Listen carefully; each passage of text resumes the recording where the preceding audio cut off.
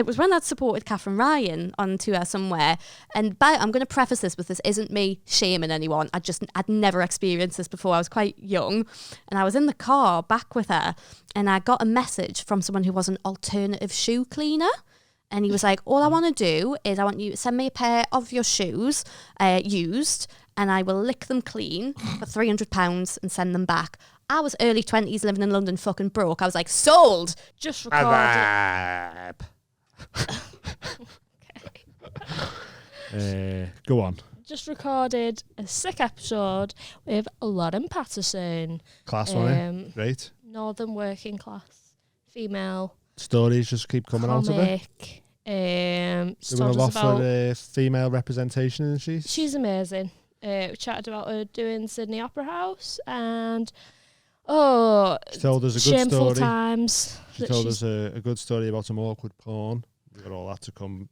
We nearly got arrested by the FBI halfway through, so keep an eye out for that bit. Accidental, as you'll see. What else happened? So much stuff This is happened. like when you go and see a comedian and you go, oh, it's so funny. What was that bit? It doesn't matter. It was good anyway. Just trust us, all right? It was great. It was brilliant. You're going to really enjoy it. I tried out a new interview technique at the start as well. Oh, It's going to be a new regular thing. So let us know if you liked it. And if you didn't like it, I'll probably forget to do it next week anyway, so don't worry about it. But before we get it going on the episode, what we got to tell them about? Patreon. Always Patreon. Oh my God, we're like not we're fast gating. Is that the right word? Gating. Gaining. Yeah, you're gaining on them. Is it not gating? Is Gaydon. it gaining? Not Pete Gaydon's brother. Fast Okay. Gaydon. Okay, fast gaining. Yeah. On 600. on 1,000. Well, like, yeah, on 1,000. Yeah. we're over the hump, and we are trying to get to 1,000. Trying to get to 1,000. That is like remarkable, and I'm so grateful to everyone out there who is helping to fund like proper working class entrepreneurs. Yeah. In it, like we're trying to like bring working class what entertainment just voices made in by it. working class people, and we're absolutely honoured that all them patrons that have chosen to support us, because if you want to join, it means the world. If you want to join that the ever growing club, you can do for just £3 a month. You get access to all the episodes that are on there already. There's fucking loads of stuff on there. Over 50 sheds. Well, must be coming up on over 10 specials now, maybe. If you're into this live and show you're into every us, just fucking give it a go. Even if you just do it once, £3. Like, and that's not a lot, and it makes a big difference to us. So cheaper than a telly license. Yeah. I know. We're not funded by nonces. There you go. Do you know what I mean? So if you want to fund nonces, then that's on you. But if you want to just be like sound and not fund nonces, patreon.com/the Mild High Club. Gangsters. Fund pirates. Pirates. Yeah, there's loads of stuff on there. You get discounts on merch, tickets. You get free live show tickets if you're £10 Patreon. Prints, signed stuff. There's loads of stuff there. You get to send questions in to the guests. You find out who the guests are every week. You get 7 days early access on the public episodes, so you get to see them before anyone else, well before anyone else. And yeah, there's just more interaction on there. It's like a direct link to us. And yeah, the talent shows are insane. There's like 11 of them. 12 and a sex one. 12 and a sex one. Yeah. If you want to see a woman play a harmonica with a fanny, I don't know where else you're going to get that than on patreon.com/the Mild High Club. Also the specials, we do a special every month, and they're insane and they're so good, and you should go check them out. And we come up with one on this episode that we're going to do, so fucking look forward to that one. It's going to be class. Yes. But should we get on with the episode? Yeah. Have a good one, guys. See you in a minute. Bye. Hello. Yeah. Hello. We're back. Episode something. 111, I think. All the ones. We're here with Lauren Pattison. How are you? Hello. Good. I'm very good, thank you. Is right. Is that your own merch? It's not. It's a girl who I went to school with, though. And I very much like it. She also does Fuck the Tories one. Oh, so yeah. Fuck them big Tories. fan. Yeah. We were just talking about clothes and that before we started recording. Did you have any like clothes that could be considered really embarrassing now. Oh, wow. Yeah. I went into Quiggins with my mum and my nan in like dressed as a scally and come out dressed as a goth. Yeah. And like I was in like in the montages with like in the hairdressers and they keep spinning around and they go Coming of age. no, and then they spin around again and they go. Yeah. And I walk out with like and I walk out with like my flame shirt and my new chains on and shit. Like, I had some naughty low crotch elasticated chinos. Oh god. Like Like they them were carrot. low crotch. Low crotch ones, Carrot? Is that yeah. what Yeah, they were carrot. called? I think that's what they're called, yeah. Why were they called carrots? I think it was the shape of the leg, innit? Oh, Looks carrot leg. Did you wear them with your carrot leg. Rihanna t-shirt? Yeah, yeah. Everyone had a little Rihanna from River Island. I had like tops with zips on, like you zip your boobs out on the side of your Ooh. yeah. Zip your boobs out. Yeah, but I didn't have any boobs. Still haven't got any boobs. Oh. But Never mind. yeah, it's all part of the So just quickly to start off, Avril Lavigne. I'm starting a new. We can go back to this. I just want to get this little bit out the way. I'm starting a new interview technique. Ooh, I asked you what drink you want. Yeah. I didn't get normal Dr. Pepper because Amazing. there was the shop I went into didn't actually have normal Dr. Pepper. So there's vanilla or cherry. Oh. I'll let you decide which one you want. Cherry, definitely. Cherry. Okay, there you go. Thank you very much. And I'm going to have the other one, and I'm going to see what it's like to be in the mind of Lauren Pattison. I think I'm one of the few You know what I people mean? who likes Dr. She's trying Pepper. her best. He is. He's doing great. I like that. I like it.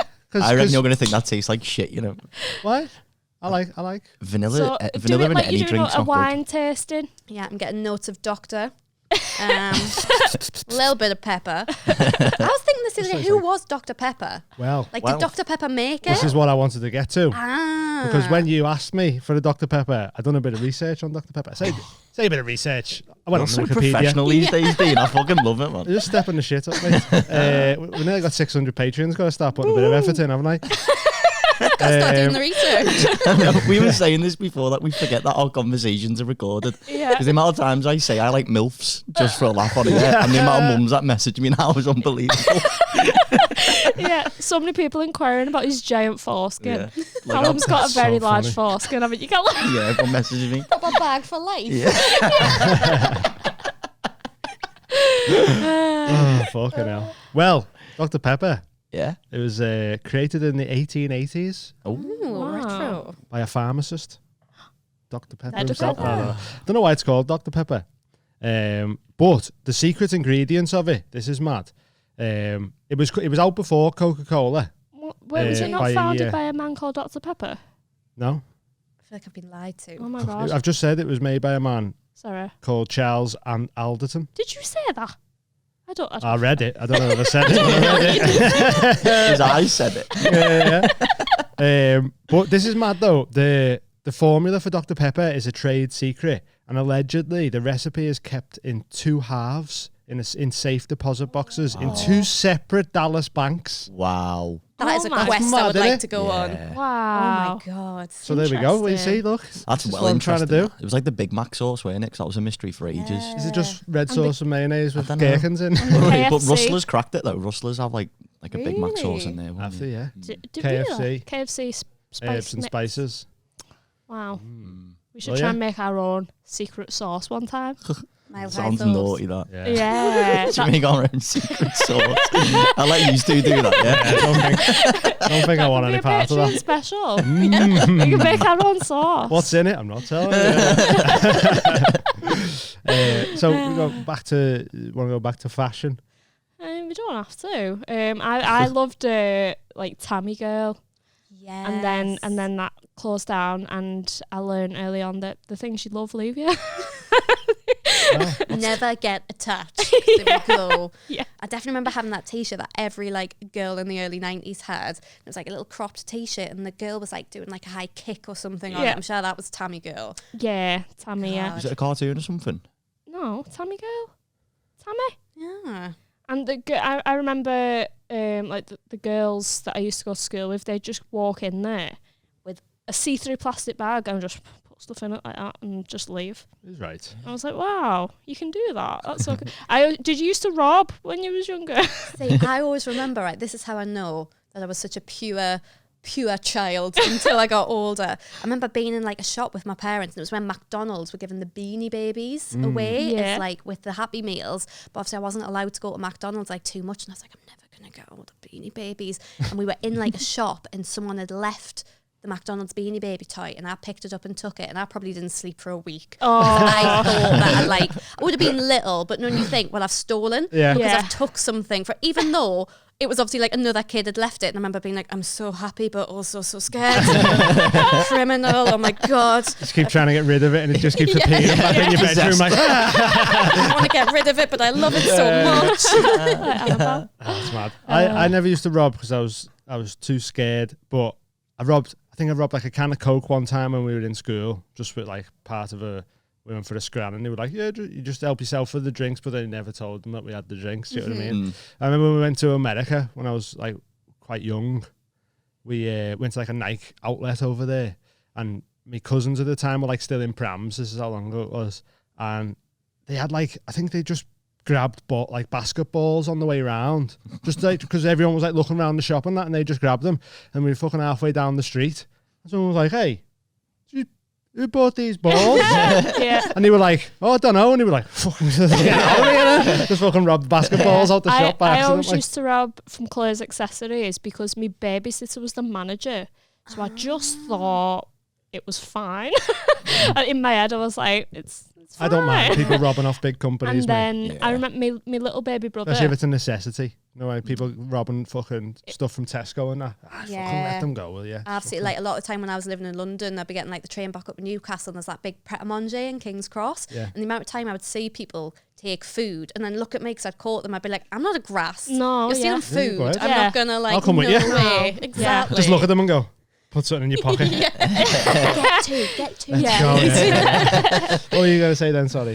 My brother, when he was a baby, like, we'd just be walking around in his pram, and then we'd notice loads of stuff under the pram, and he used to just pick stuff up and put it under. So one time, there was just loads of balls of yarn.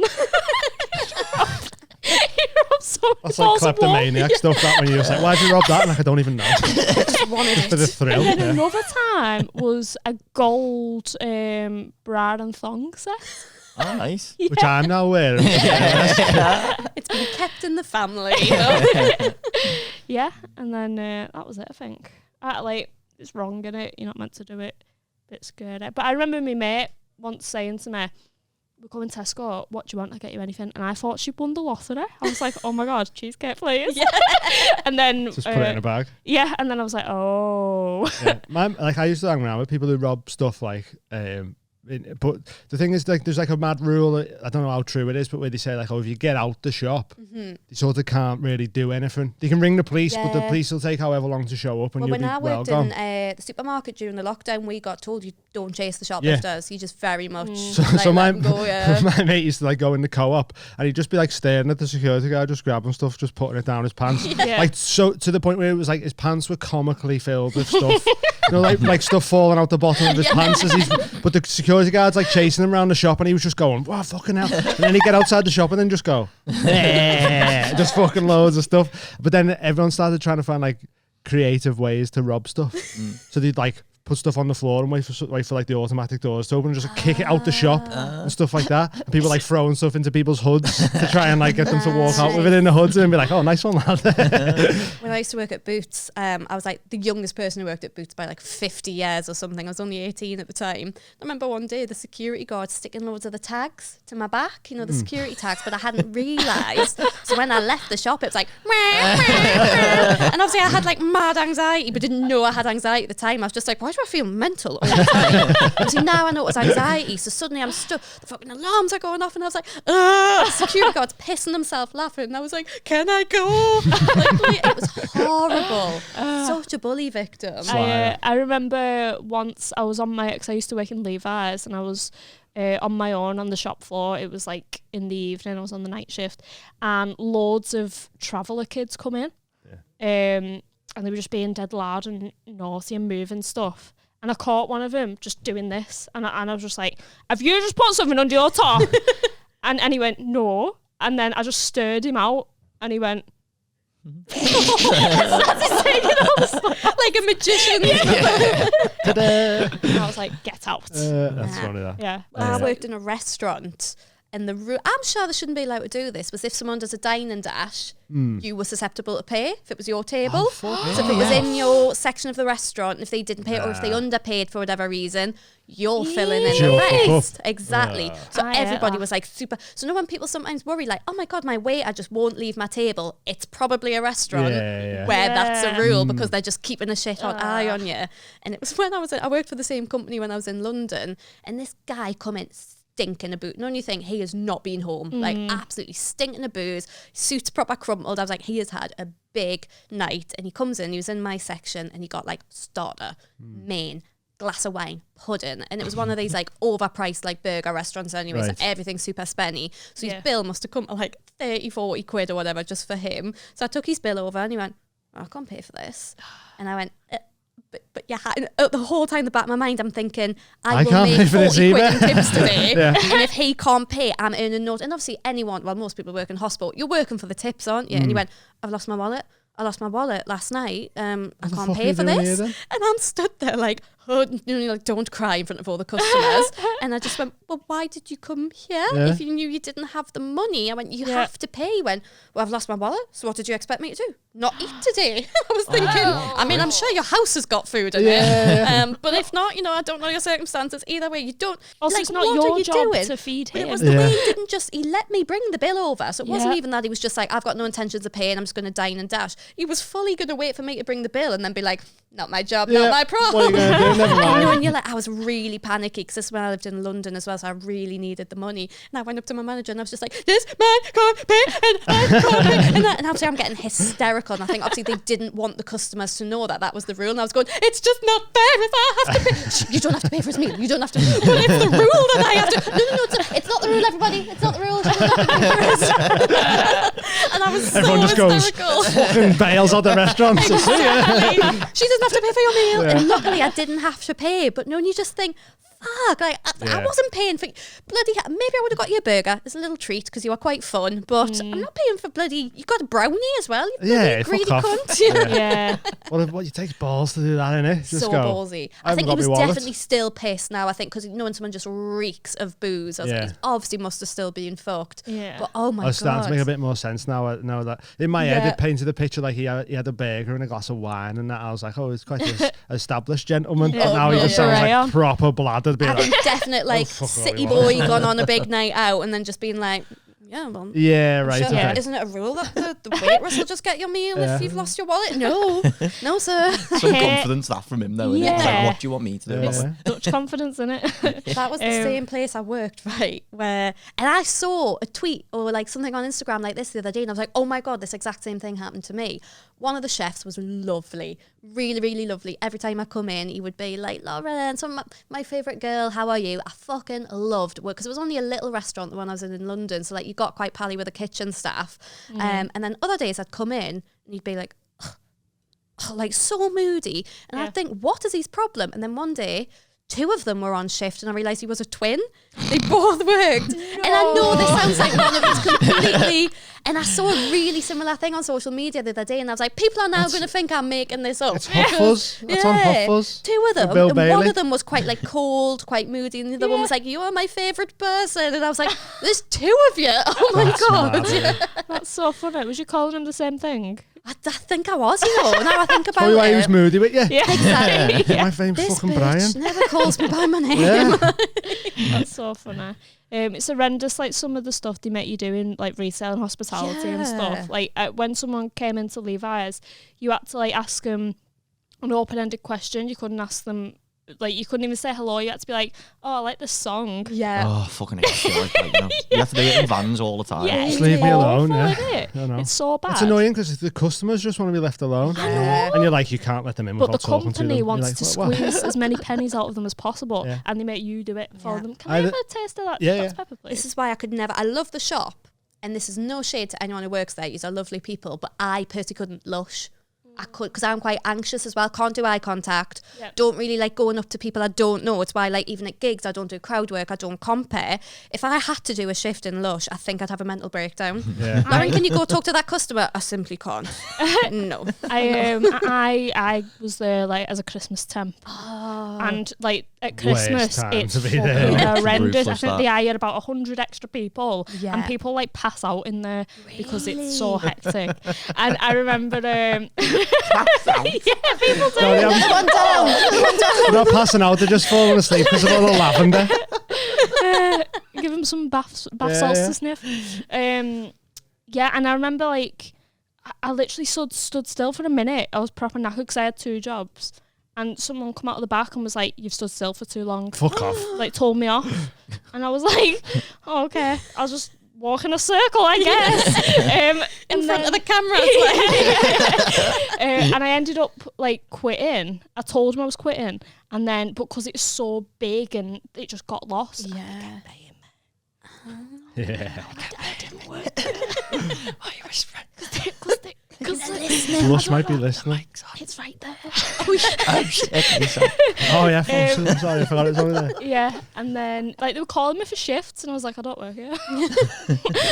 That's good. Isn't Bye. it? Yeah, Yeah. little Christmas bonus. It was horrendous. It's a tough I'm job. so That. I think it's glad, got to be like- national service though, retail. Yeah, Like, I I think say that. everyone, All like conscription, like everyone has to go through everyone it. has to do at least a year. Just so you learn how to treat people, because you know, can like tell who hasn't done it either. Yeah. I've Mm. definitely yeah, the people like who when come I've in and been go jeans now. Yeah. You're like fuck off. people who don't tip and go, oh, well, it's not my job to like fill in where their manager isn't Yeah, paying yeah. them. And I'm like, I know it's not as bad as America, but wait, Yeah. leave them a fucking tip. I think you can tell who's not had to do their hospitality duty, and it shows. Some of you haven't worked hospitality, and it shows. Absolutely. But I'm that really annoying person who, I don't want to make it clear I've been a waitress, but I almost feel like bad now when I go out for a meal, because I'm like, I know how stressful a job it can be, so I'm always like, thank you, oh my god, thank you, Yeah. thank you, oh my god, if it's not too much trouble, thank you, Yeah. and then Yeah. at the end of the meal I'll stack the plates, but properly, because there's nothing worse than when a customer tries to stack the plates and just fucking Jenga'd it, and I'll make sure like all the plates are nice and all the cutlery on top, and I'm like, thank you so much, and my boyfriend's always like, oh, I get it, you worked hospitality. Yeah, Like, you yeah. don't have to chill the fuck out. I haven't worked hospitality, and I think it showed at the restaurant special when I got a customer to carry all the plates into the kitchen for me. And you were also on mushrooms as well. Usually a I thing you tried do. to the bit wasn't in where I was going to him. Load me up. I just stood there with my arms out waiting for someone to come and load me up. And then nobody did anything, and I was like, oh, I've got to do it myself. Okay. And then I tried to balance them. Couldn't, because my fingers felt like sausages. And then I just got the woman to take them in the back for me instead. Yeah, it's funny, that. Do you know what you're saying about like you? How old were you when you worked in the restaurants? Oh, so I did that from 21 to like 22, Oh, okay. 23, Yeah. yeah. I worked in one when I was like 16 or something, like proper first job, and like my mates and that were all 16 to 18 as well, and I didn't realise how young you are, like serving people and that. And I was in like some services getting a coffee. It was one of them, I think Tea-Bay is it? They've got little farm shops, so there's a proper little coffee bit in Yeah. there. And I was waiting for a coffee at one of them, and I heard them all going, "How old are you?" Like, "Oh, I'm 17." "Oh, I'm 18 soon." And I was like, "Oh, fuck off. You look like little babies, man." Like, it was weird. And then I was like, that's how old we were, fucking Yeah. serving people food. And Well, that, in it's the weird. lockdown, obviously, like when I'd lost all the jobs and stuff, so I went to the supermarket for a bit, but then like comedy was kind of coming back, so I was like, I need something a bit more flexible than like the supermarket. So I was like, I'll go back to hospitality, because like, I can be like, right, I just can't do weekends, I'll do all the day shifts, whatever. So I went back to a restaurant for 6 months, and like I felt like a nana, because I was 27, Yeah. 28, and they say everybody was 17, Yeah, 18. it's weird, innit? But by this point, I had me wits about us a bit more. So knowing you're that age and those jobs, and you're like, yeah, I can work 10 hours without a break. That's fine. I was like the little fucking socialist being like, you are entitled to a break, right? After this amount of time, if you haven't had a break, you come see me. If they said they'll pay you a taxi, well, you keep your receipt and you get it. I was like proper unionising the whole Yeah, it's right. They Yeah. don't teach you that, do they? Like, I remember a lass coming up to me though. She was dead canny though. I think she was like 17, 18. It was obviously our first job. And like I've always been good, even though I don't really like to talk to people because I'm awkward. I'm kind of good at hospitality, because at least there's like a sort of script you have to follow. Right, Yeah. yeah. And I think that's why I thrived in that kind of thing. And like customer would come in, they'd be like, oh yeah, like table for whatever. Be like, do you want to sit down here and have a drink first, or do you want to go straight upstairs? What can I get you a drink? But this girl like turned to me and she went, how do you do that? And I went, what, like memorise like drinks orders without writing them down? She went, no, talk to people. And I was like, oh, that will come in time. Yeah. That will. Yeah. Was it hard for you though at first, like because you have anxiety? Yeah, That's what definitely. people- Like just going up to a table being like, I'm so sorry to bother you, but Yeah. would you like to order? And a stand-up helped, I imagine. Definitely. I used to like, that's pretty much the reason I stuck at hospitality, because that was the last job I had before I went full-time stand-up. I was like, this is a really good job for even just practicing little bits of material and practicing chatting to people. And I would continuously make really good tips. And I was like, it's because I can, even though I've got like this mad anxiety, that kind of environment felt safe. It felt almost like a sort of stand-up environment. And I was like, I can have proper crack with a tape. I'd be the waitress who the table would be inviting them to sit down with them. And I'd be like, I really want to, but also I kind of can't. The best one was when this was before I moved to London. So I worked for the same company in Newcastle. And I'd been opening for Catherine Ryan the night before. So obviously this was a point where I was like, getting gigs, but not enough to live off. So like I was doing the stand-up was pay, or the restaurant was paying for us to get to the gigs to do stand-up, and then I was kind of keeping these little like 50 quids or whatever, like, oh, I'm so rich. And I remember I'd opened for Catherine Ryan in Newcastle, and I was at the restaurant the next day, and this table were like staring at us, and I was like, oh, I'm obviously not like serving them quick enough, I mustn't be being friendly enough. And then eventually at the end of the bill, when I gave them the bill, the woman went, tell your sister she's incredible. And I thought, well, she's not, so I don't know what you're talking about. And also my sister's like 7 years older than me, so I was like, what are they on about? I went, my sister. I went, yeah, your sister, the comedian. I went, my sister, the comedian? Yeah, we saw her support Catherine Ryan last night. She was brilliant. I went, that was me. And they were like, no, she was a comedian. I was like, I'm a comedian. But I think obviously this is people's like misconceptions as well. Like they sometimes don't realise the comics they're seeing are like super early in their careers and have got other jobs to support. I had that perception when I started stand-up. You see someone on a club and you go, they're professional. Exactly. And you go, how long have you been going? And you go, oh, I've done my first gig 2 weeks ago. Yeah. You're like, what? Exactly. And this weird. woman like couldn't believe it. And she was like, no way. She was like, I thought you were a proper comedian. And I was like, oh, that stings. Thought you were a proper comedian. And I was like, well, I am. I was like, but I'm still at uni. So like, you know, like I still got a day job to like support me studies and also like to help us get to the gigs and stuff, because obviously the money I'm making from gigs kind of isn't like enough to live off. And I had a proper good chat with her, and I remember she left us like a 20 quid tip or something at the end, and like I'm sure she got a picture with us. So there's a woman out there who has a picture of me when I worked in the restaurant with me bloody cracked in bun on the top of my head looking frazzled. But I remember like, because obviously you know what it's like when you work them jobs, but I was like 20 whole pound. I was buzzing. But also like, I think that's why I'm now like really nice to people in restaurants. You don't know what side hustles those people have got. And I'm like, if my tip is going to help you in your other fucking hustle, go for it. And I was like, they need more people like you. Thank you. Nice. I mean, I probably went and spent it on drink, but it's right, though, it's nice to pretend it supported the dream. Dean, hello. Is that covering one's face, that mic arm? Doesn't need pushing inside out. I don't know. You're closer to that than me. Camera, I know, but I'm so. It's a tiny screen and miles away from it. I don't know. I always wonder, like, now my little feet don't touch the floor. Oh. There you go. What were you saying then, Callum?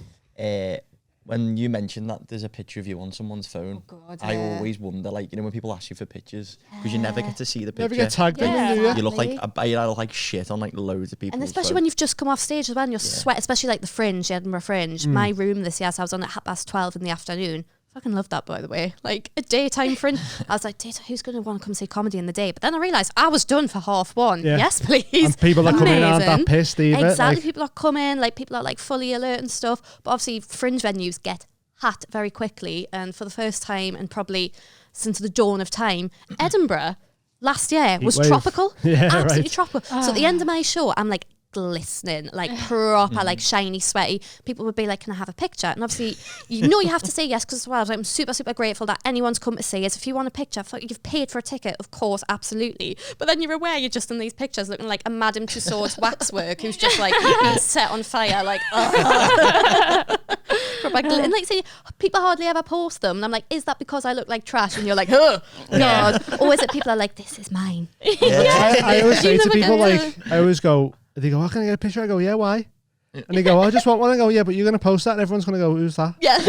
Who's that fella you're with? Some lad you met on a night out or something like that. It's like people record you, when you're on stage off the phone. Yeah, It's like, just fucking watch Yeah. Watch it, yeah. I had a fella in an airport take a picture of me on my own.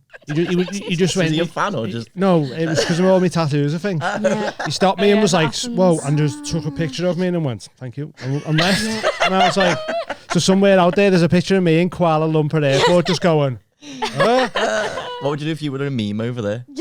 Like a massive Oh, one. I'd be like Next thing fucking you go The back, you're like Simpsons. heralded. Like Mr. Simpson, Yeah, Homer yeah, Simpson yeah. being on the fucking. Yeah. Oh, that'd What be was it? amazing. Yeah. So you've been to India? No, it was Kuala Lumpur on the way to Australia. Because I had this when I went to India. I didn't realise people are super keen to take a picture with you, obviously with being like a white woman. Yeah. China. Like, I'd never experienced that. And I remember being in Mumbai and all these people being like, can I have a picture? Can I have a picture? And I was like, am I famous in India? Like, this is amazing. And then I got told later, it's obviously like, no, it's because like, don't often see Caucasian. that, especially a blonde, like, white Yeah. woman. And I was like, this is bizarre. And again, like, what are they going to look who I met? What we seen Look who I today. met. Yeah.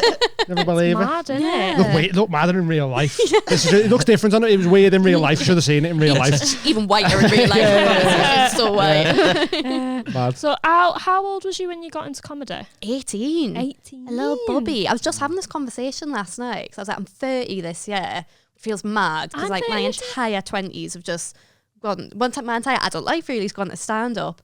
So I think a lot of people in comedy who've known this the whole time have got this weird perception where they know I've been around for ages. I've been doing stand up 11 years, but also I'm still young. So I think people kind of forget how young I am. Someone just a couple of weeks ago was like, Lauren, how old are you? I was like, I'm 29. They're like, but you've been around forever. I was like, yeah, I was just really fucking young when I started. Yeah. Yeah. That's cool. And what was it like starting that young? As an and- 18-year-old. Yeah, and obviously a northern working class woman. Like, it's not that common, is it? Exactly. Like even now, so I'm like 29 now, and I still find myself as often like the only woman on the bill. Yeah, but I get why. But like still like the youngest woman on the bill and the youngest person, even the youngest person on the bill, and that's mad. But like back then, I think if I'd done that now, it would have intimidated us. But back then, I didn't have the fear. Even though I was like super anxious and a bit awkward, I didn't have that. I didn't have enough of a knowledge of stand-up to be scared or be intimidated by it. So I just fucking loved it. And I was like, this is fine. Like, this is nice. Like, and I think that's why now I get on with older people really well because my entire like formative years were just spent in green rooms with like blokes in their 30s and 40s. And for me, that was just totally normal. Yeah. And I remember when it got, because I was just thought it's a hobby. When it got to the point, I was like, shit, like this could be a career. I remember thinking, I don't really see or hear people like me. And then I was like, well, shit, then I'm going to have to be that voice. I want people to sit there and be like, oh, if she can do it, like I can do it. So weirdly being like a working class northern woman, if anything, just spurred us on because I was like, fuck it. Like if that voice isn't being heard, That's what you're doing, isn't it? going to be the one to like, exactly. Got a responsibility. Yeah, definitely. And even when I did my first show in Edinburgh, I wanted to be at the Pleasance. Well, I had two venues. I wanted to be at the Monkey Barrel, I wanted to be at Pleasance. And Monkey Barrel used to be run by like a different person and they didn't want us. And I was like, cool. So I went to the Pleasance and a few people were like, oh, but the Pleasance is always like middle class acts and this and that. And I was like, that's why I've gone to be a working class voice in that venue. And I think sometimes people can be very het up on, oh, but that isn't for people like us. And I'm like, well, that's why it's all the more important to be that voice there. That's why I'm getting I wanted to be a northern working class voice in a venue that didn't have those voices because I thought, well, if I don't go there, like then that is just going to be a place where one voice is heard. Because some people's perception's so warped of us because they've not spent any time with us, or so to be able to just go out there and tell it how it is very important. Exactly. And I've never compromised on like who I am or what I want to talk about. And say if people are like, oh well, the industry don't really want to hear about that. I'm like, well, cool, I don't care. I'm not doing what I do for the industry. I want like young working class lasses to come see me and be like, I want to do that. I can do that because I didn't really have that when I was younger. And like I love how many more women there are on the circuit now, northern women, working class women. And I think it is, I'm not saying it's because of me at all, but it's just of seeing more people like me, like definitely, like definitely. I love the American scene, and I like they're like my favourite comedians, and who I sort of look up to, like Whitney Cummings. Ali Wong's amazing. I love Ali Wong. Even like Ali Wong filming her special pregnant. Like, Some what two a fucking pregnant, boss hasn't she? In a move. super tight Yeah. dress, so she just looks like trashy and like Exactly. She walks Love like it. that 'cause And she's she's fucking like, so I heavily slapped a pregnant. homeless person. I'm what? I want to give birth on stage. Yeah. Like, just take it to the complete next level. Like, That'd be absolutely. insane, that. Yeah, in the water birth, just like in a paddling pool. Yeah, I can see her doing that, you know. And ridiculous, Taylor Tomlinson, she's gone. Obsessed Yeah, with her. she's gone Love massive, her. hasn't she now? Like, yeah, it's boss, and I think I'm excited for the UK to get more like the America. Definitely. That'd be good. Yeah, it seems like it's slowly happening, innit? Probably take a few Yeah, years and it's because to of transition podcasting, I that way. think, as well. Yeah, So definitely. I think so. Mhm. Like, there's now just so much more of how it should be, which is we want your voice. We Yep. want like Yeah. people to be authentic, and Mhm. you And don't other have to have If lived you- a certain life or Yeah. gone to a certain school. If it's just white men telling a story, that's the history of the patriarchy. It's not the history of us and our culture. Do you know what I mean? Yeah. So yeah. And as well, like, more comedians are getting behind comedians now because, like, the internet and that, they realise that it's not one path that you have to get, and it's like cutthroat to get to Live at the Apollo or whatever. It's like, oh well, you got this podcast, I could jump on that, and then, you know, like, we've just boost each other, share each other's clips, you know, like, get more of a Exactly. community. And I think the North is so good for that, because if Yeah. there's one thing Northern people do well, whether it's Manchester, Liverpool, Newcastle, it's get behind their own, Get like behind champion their Northerners. own. And I Yeah. love that. I absolutely love it. I remember at the end of I did it my first and second year it was my second year, sorry, my second year in Edinburgh. So obviously I'd had an amazing first Edinburgh. At the end of my second show, I plugged every female who was debuting that year, sick. because that was the year there was a lot of females debuting that year. So I plugged every woman, blah blah blah. I was like, go see this person, this person, this person. I did that every day. Someone came up to us, another comedian, and went, "Why are you doing that?" Yeah. I went, "Doing what? Why are you like advertising other like solo female comedian shows? Why are you doing that?" I went, "Because I had a really good year last year, and I want to pass that baton. I want to like champion other women. Like, I think it's a really good thing to do." And they went, "They're going to take your jobs. If you're like signposting where to go, then what if they end up taking your jobs? What if they end up getting ahead of you?" I was like, that's not even the way I would think. And two, Yeah. they're not going to take my jobs. No. Like, It's a that lot. job It's like then going, you wasn't for can't me. listen to that band because what about Exactly. this band? They'll never have a listener that's- again if Yeah, you yeah. if you That's the take thing. them. Like, And you might what as are well you go, talking "Oh, well, about?" when you tour, you can't have a support act because that support act is eventually going to do their own tour and take your audience." Yeah, and then it's like, take me on no. tour, open for them. Nice one. Exactly. Like, if they get bigger than me, then I'm fucking opening for them. alright? Jimmy Wagon of that. Yeah. There's a lot of cunts in this industry. Yeah. Just makes sense. It like, because there's so, like, I know it seems when you're in it that like everyone fucking does comedy now, but like the pool of comedians in general is so small that you should all be on the same Oh, side. absolutely. It's us against them. Yep, Yeah. yeah. When and in the midst of us, we're all going, "Fuck off, get down, you get down, fuck you, it's just me." It's like, no, we're all in it together. Like, we're all doing the same thing. Like, even on a comedy bill of like 3 completely different, diverse people, and that you're going to have the whole crowd split between that one was my favourite, no, this one was my Yeah. favourite. Doesn't fucking matter. You Exactly. can all smash it.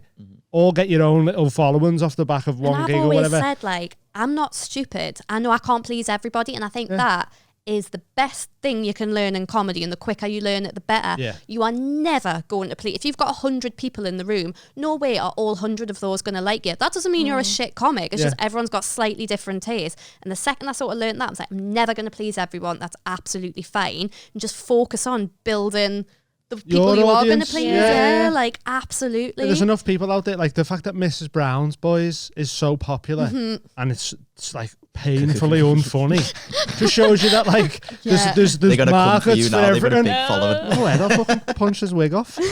I've been taking testosterone tablets. I'm getting quite aggressive. I told a child to get off my car last night. How's the cherry Dr. Pepper? I sitting there? like it. Is it nice? I really like it. Yeah. Very nice. Have you got? I want to hear any other advice that you've got, because I've done my 3rd gig. Oh, Amy's just started stand-up, Ooh, yeah. Amazing. Yeah, definitely, because I'm a people pleaser as well. I'm very anxious. I don't know about you, but there was a really good like cartoon that Damien Clark drew, and it was like the view from the stage, and then it was like, but what the comedian sees, and it was the one person felt Yeah. like that. And like, I got told off by a promoter a few years ago because I wasn't looking at the crowd. He was like, you don't look at the crowd. And that's when I realised how much I struggled with eye contact. And I thought, I'm not going to force myself to do something I don't want to do. I was like, how do I, if the promoter's noticed I'm not making eye contact, that means everyone's noticed I'm not. So now the opening bit of like what I talk about is how I don't make eye contact and why I can't do it. And it's like, that's like another bit of advice I'd give. Don't like change yourself or just because you're like, oh, well, I think that's what I should be doing or what they'll want. If there's something quirky or weird about you, just fucking lean into it because it's what, like, find your voice. Yeah. And that for me was like when I started doing hour-long shows. I think I was always I'm a reliable circuit actor, I would say. Even now, like, I've obviously got a reputation. But I think people were quite surprised when I did well in Edinburgh that first year because they knew... And I think you'll agree there's still that divide between circuit act, Edinburgh act. Definitely. You've either got a smashing 20 on the circuit or you can smash an hour in Edinburgh. And I was a solid circuit act and working class and northern and a woman, all of this. I was very much in the circuit pigeonhole. And then I fucking bashed out this beautiful hour in Edinburgh and everyone was like, she can do both? Oh my God. And doing that show taught me I'm good at an hour as well because 20, you've got to be bang, bang, bang, jokes, whatever. I like telling stories. That's what I like to do. Yeah. And I'd had a few reviews before that are like, you know what, our laugh rate isn't as high. It's not that she's not as funny. Other comics just pack more jokes in. And that's because I was telling a bit of a story while I did my set. And I was like, oh, well, maybe I'm going to have to stop doing this and maybe like focus on like more like upping my laugh rate. And then I did that Edinburgh. I was like, no, I am clearly good at storytelling. I've got the beauty of being able to do that over an hour. And if I still want to do that in a 20, that's fine. Do whatever you want. Exactly. If someone else gets 80 laughs because they told 80 jokes, but I get 40 laughs because I told 40 jokes, like I just told less jokes. It doesn't mean I was less like funny sort of thing. And just, I think finding your voice is the absolute... Once I realised I was a bit of a storyteller, I was like, sick, that's what I like to do. And I think that's what works for me. It makes us relatable and this and that. And the thing with like telling stories, whether it's comedy or not, is your audience is getting like a chemical cocktail in their head when they listen to you tell a story. And there's like they get dopamine, oxytocin and endorphins just from like the anticipation of the story. The connectivity makes you both feel more human. Exactly. So it's a full different experience. And I have noticed as well, because sometimes I worry doing the style of comedy I do, when you get a bit of a rowdier room, you think, how the fuck am I going to get their attention? Because someone who's bang, joke, joke. And you think, fuck, they're not going to listen because I've got slightly more pauses in mine, slightly more, oh my God. But not always, but most of the time I think because of the style I do, people are forced to listen. Yeah. And I did a really rowdy gig a couple of weeks ago. And I remember I was stood at the side, like genuinely shaking. I was like, this is going to be really fucking tough. And my boyfriend was there and I was like, he's gonna see me die. Oh God, oh no, the illusion's gonna be shattered. It's always the worst. Like, exactly. And because I make my boyfriend call me 2-time Edinburgh nominee Lauren Pattison. He did a Facebook status when I got nominated last year and I was like, can you edit that please to mention the fact that's actually the second nomination. Put some fucking respect on my name, Tom, please. But I was like, oh God, like the illusion's gonna be shattered. But it was like this weird thing where the second I came on and like asserted myself, and it was very much, I was like, this is the style of comedy. They listened.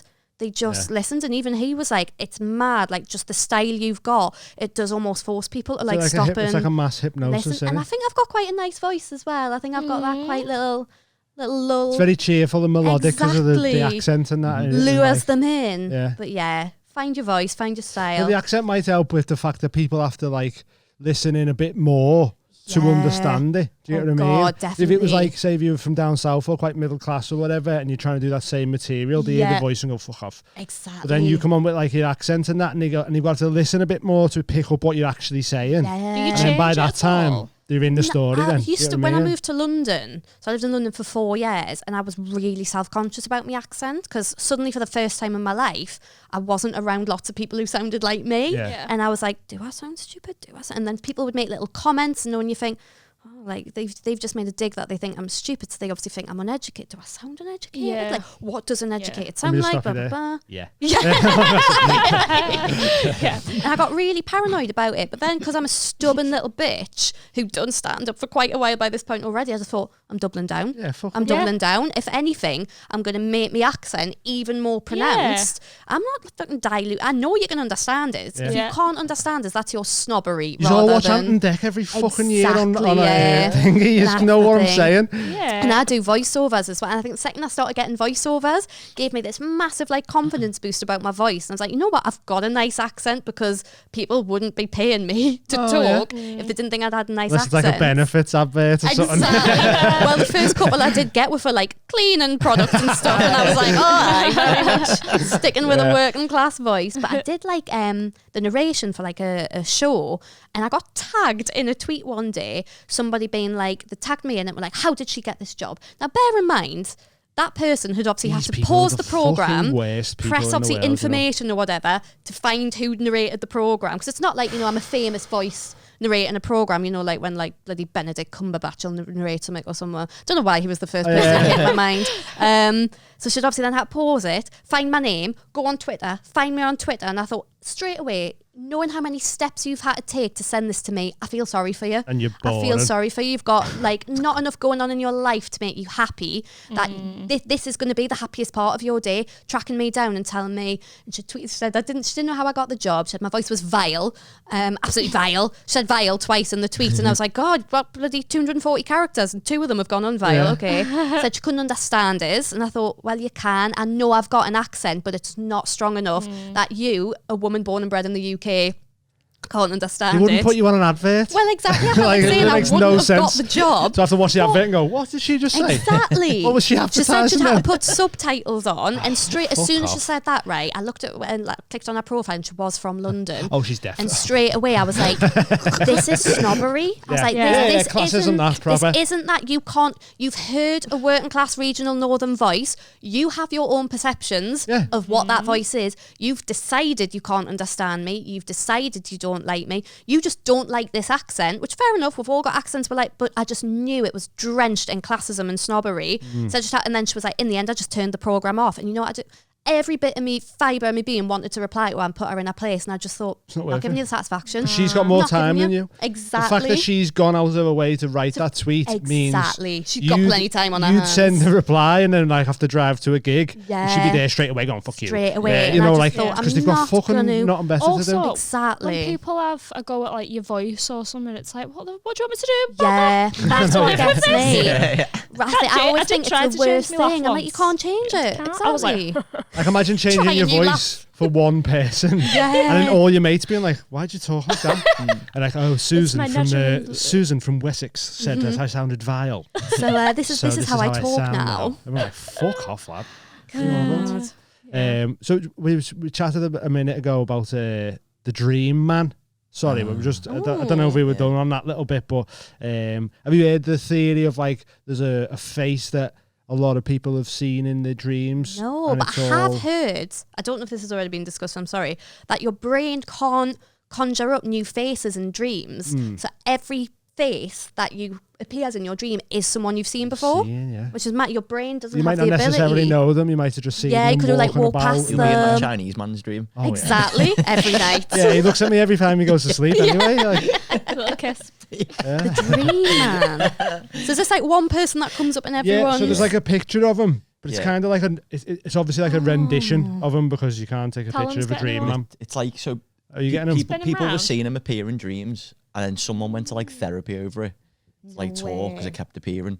So then they done like a sketch of like the face, and then someone else done the same thing and went to therapy over it, and then it just like This is proper Slender kept, Man vibes, isn't it? Babadook. I don't think it's necessarily anything like scary though. I think it's just like the same fella type of face. just keeps So it's- appearing, and they think like he sends like messages to people in the dream and I stuff. hope he looks like a nice little kind granddad.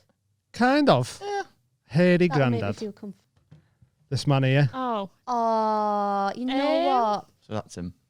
He would give you know, like if you're on the train and you're paying for like a cup of tea, but you're like 10p short, he would be straight in with a 10p, wouldn't he? Yeah. That's a kind face. Yeah. Big eyebrows though, innit? I know. I don't know. It looks like I'm showing you a picture of me granddad, doesn't it? Yeah. I mean, the mouth's a bit creepy, I was innit? going to say slightly The mouth's creepy, a but bit also creepy. harmless. Like, Where's your top lip, bro? He also looks like someone who might get caught on one of them fucking paedophile Nonce. videos. Yeah. Yeah. Nonce. you ruined my You ruined holiday. my holiday, yeah. Oh, Wozniak talking about that is like still one of my favourite bits of ever. Like he was talking about it on their podcast and he was crying because when Wozniak starts laughing, he screams as well, doesn't he? And he was saying about that fella. I think there was a little person who he caught, and he were like, "Kick yourself in the head 4 times, and we'll let you go." And he kicks himself in the head, and then he goes, "You're not fucking going anywhere, mate." Yeah. And Wozniak's talking about it, and he's screaming, laughing about it, man. That's all I can ever think about when I think about them. I've always thought, not that it's a job I would want to do, but because I look young for my age, I would be the ideal person to bait people, like absolutely, like undercover. I don't think I could do it because I think I'd get too aggy. Would you do the text? You know, and like, cause we watched a documentary not long ago, me and my fella, and it was like the girl, like, the woman who'd obviously like she'd sent she hadn't sent any inappropriate pictures, but the picture she sent of her face to prove she was a girl, sort of thing. And I was like, maybe if comedy doesn't work out, I'll just ring up the police and be like, hiya, do you need any nonce bait? Imagine you sent the picture. No, we're all right for nonce bait this month, thanks. I got asked to be. If I pretend to be a 13-year-old. Really? Yeah, and I was like, stay right there, I'm just going to report Not by vigilantes, by an actual man. Oh, yeah. Oh, yeah, like by a real pedo. Really? Yeah. Well, like on Instagram or something? On OnlyFans. When I had on OnlyFans. Yeah. Wild. I was just like, do you know what? It's not for me, this job. Have you ever toyed with the idea of OnlyFans? See, I don't think I could. Like, I'd love to. In theory, I'd love to. But I feel like I don't have the confidence. If there was like anxious girl OnlyFans, where what men really wanted was just someone to be so apologetic to be in their underwear, I'd absolutely make a fucking killing. There might be a little side part of people that that'd be like being a sub, right? Yeah. So you'll have doms who will be happy to work with you, but they're probably incredibly psychotic and want you to lick the toilet and stuff. Do you know what I mean? So it's a bit like, you know, I'll just that thing when I say like I fucking love girls with OnlyFans because I'm just like you are every bit of confidence I wish I had. Like I absolutely love it, and in theory I'd love to do it, but I'm like I'm not confident enough. Like it's just not for me. Like it's really not. I spend a lot of time with sex workers and like burlesque performers, and they really inspire me. And it's opened me up to being like I'll post more revealing pictures now than I used to, and that's because my confidence has grown. And I hate that so many people attach that to daddy issues or attention. Exactly. Like not everything we do is for a man. But like a lad can advertise for like Calvin Klein or whatever in his boxers, and no one's like, "Mommy didn't hug you enough as a kid." Like it's weird. And it's like because women have such complicated relationships with their bodies, like to finally reach a moment in time where you feel comfortable enough. Like that's empowering, and it shouldn't be like I hate all the stigma around it and stuff. But anyway, that's just me complaining. How do you feel about your body, Callum? Do you ever get your foreskin out for the girls? See, I think I could do an OnlyFans with like foreskin. Yeah. But it's one of them things, OnlyFans is like, imagine starting it and just no one's interested. Well, that would be my worry as well, that it would just be like my mum subscribed, like, go on. Shake what your mummy gave you. Proud of you, girl. Yeah, that'd be wounding, that, wouldn't it? Like 6 months in, you've got like 3 subscribers. Yeah. Because I feel the same way. I think this is, again, another reason I could never do it. I think I'm too scared of the rejection. It's the same way I feel about naked attraction. Like when they get booted off when they see your face. Like that to me would be the ultimate. If you don't like me fanny, cool, fair enough, that's fine. But if, you know, fanny's fine, tits fine, then they see the face and they're like, oh! I'd be so insecure. Yeah. That is rough. I was fine till I saw what your face looked like. Like, oh God, nah. But I know of a girl who did it, who apparently never had her face in pictures. Yeah. And I'm like, oh, that's quite a good way to do it. But the thing is, I've got psoriasis, so I've got very distinct like patterns on my body. So everyone would be like, it's Lauren.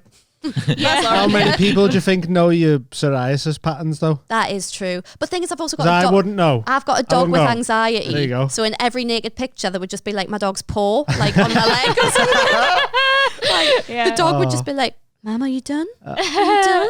Anxiety dog, have you? Oh, he's very needy. Oh. Got him in the lockdown, and I did my best to like socialise him. So he was out, like and let him meet other dogs and Not stuff. leave him alone enough though in the lockdown. I did. That's the thing. I would even just like leave him in the flat, and I'd go stand outside for 15 minutes, like go to Tesco or whatever, go for a walk, so even just 15 minutes. But I think because it's just me, or it was just me and him, I was the only other person in the house. I'm firmly imprinted on him, You like are the one, King Mummy Duck. Yeah. And he's very needy, very needy. Always got to have a paw on you, very protective. And I thought if I was ever trying to do like a seductive OnlyFans photo shoot, there would just be like a tail in the background. Somewhere, yeah. I'm too flat chested and flat arsed to do one without my head on it. Everyone would be like, is that it? Yeah. But do you know, I think we could make so much money if we started shagging. Like a couples one, yeah. Let's go. Yeah. Because that's maybe if it all dries up, we'll fucking. You don't want it to dry up. That'll make the shagging harder. Millennium Lube sponsor. As much as I don't want to do it, I think we could, money to be made. We could be. I still think that's the best idea. Do that. That Adam 20, what? Adam 20? Adam 22. I think he's a bit of a dickhead, like, but the idea that he's had his missus is a porn star. So they do a podcast with other porn stars, and then at the end of the podcast they all shag. Do they? And that's on like OnlyFans. And that's not what this is. Yeah, I was gonna. And here today. So I tried the drinks thing, and now after that, what we're going to do is we're going to try this thing. Show us your psoriasis patterns, Lauren. So I used to do this thing though, because my psoriasis flared up quite badly in the lockdown. I've always been super self-conscious of it, but now I'm a bit more like, fuck it. Like, again, like your voice, I'm like, can't change my voice, can't change my skin. So I put a picture of like my belly on my Instagram stories, and I was like, whoever can make the best picture out of the dots on my skin. So people turned us into like a dragon and funny, like fairy, and I was like, you know what, like fuck it. Again, a bit like the stand-up, I'm like, just own it. Like I can't be, I've got enough anxiety in my life to also have like insecurities. So I'm like, you know what, it's one or the other. If I'm anxious, I've got to be quite secure in everything else, which, okay, working on it. Yeah, that's fine. Innit? You can only deal with so much. Exactly. Yeah. Little break, go to the toilet, some more water, and then, been an hour. Yeah, it's been 52 minutes. See you in a minute. Feel. Sue. Preem. Exclamation mark. You know we're back here. We're here with Feel Supreme stuff. We're trying to make you feel better. Your Natural head, your digestion, nutrition. your balls, your brain. Tell me when to stop. Stop. Hemp protein, seaweed blend, good stuff. Where else are you getting this? At a 15% discount. Nowhere. 15%? Yeah, with the code TMHC15. Bloody hell. I know. Irish sea moss gel. Yes, please. Yeah. Himalayan. What's these stuff for? What? What's Irish it for? sea moss. What's it for? What isn't it for? Know. Not gel in your hair. It packs an impressive 92 of 102 essential micronutrients. Yeah. So there's 102 essential micronutrients, and this Irish sea moss gel contains 92 of them. That's a lot of nutrients. It's nature's very own multivitamin. That's good. I'm gonna get some of them, next time. A 100-gram serving meets almost half of your daily iron and folate needs. I didn't even know I needed a folate. And over a third of your magnesium requirements, just with one little serving. See, that is. It's got some mad stuff over there. It also contains over a quarter of your recommended daily fiboflavin. Well, I'm always saying that I'm not getting enough fiboflavin. And flavin. And I say it every day. I wake up going, I feel real tired. I think my fiboflavin's on low. Not anymore. It's up. My fiboflavin. It's high. Off these. Yeah. And that's just to name a couple of examples. There is more. There's loads of stuff. They've just started doing testosterone enhancement. Not all natural as well, by the way. Like pills. There's 5-HTP, which is like a mood booster, meant to be boost your serotonin. Yeah, but we're still talking about Irish.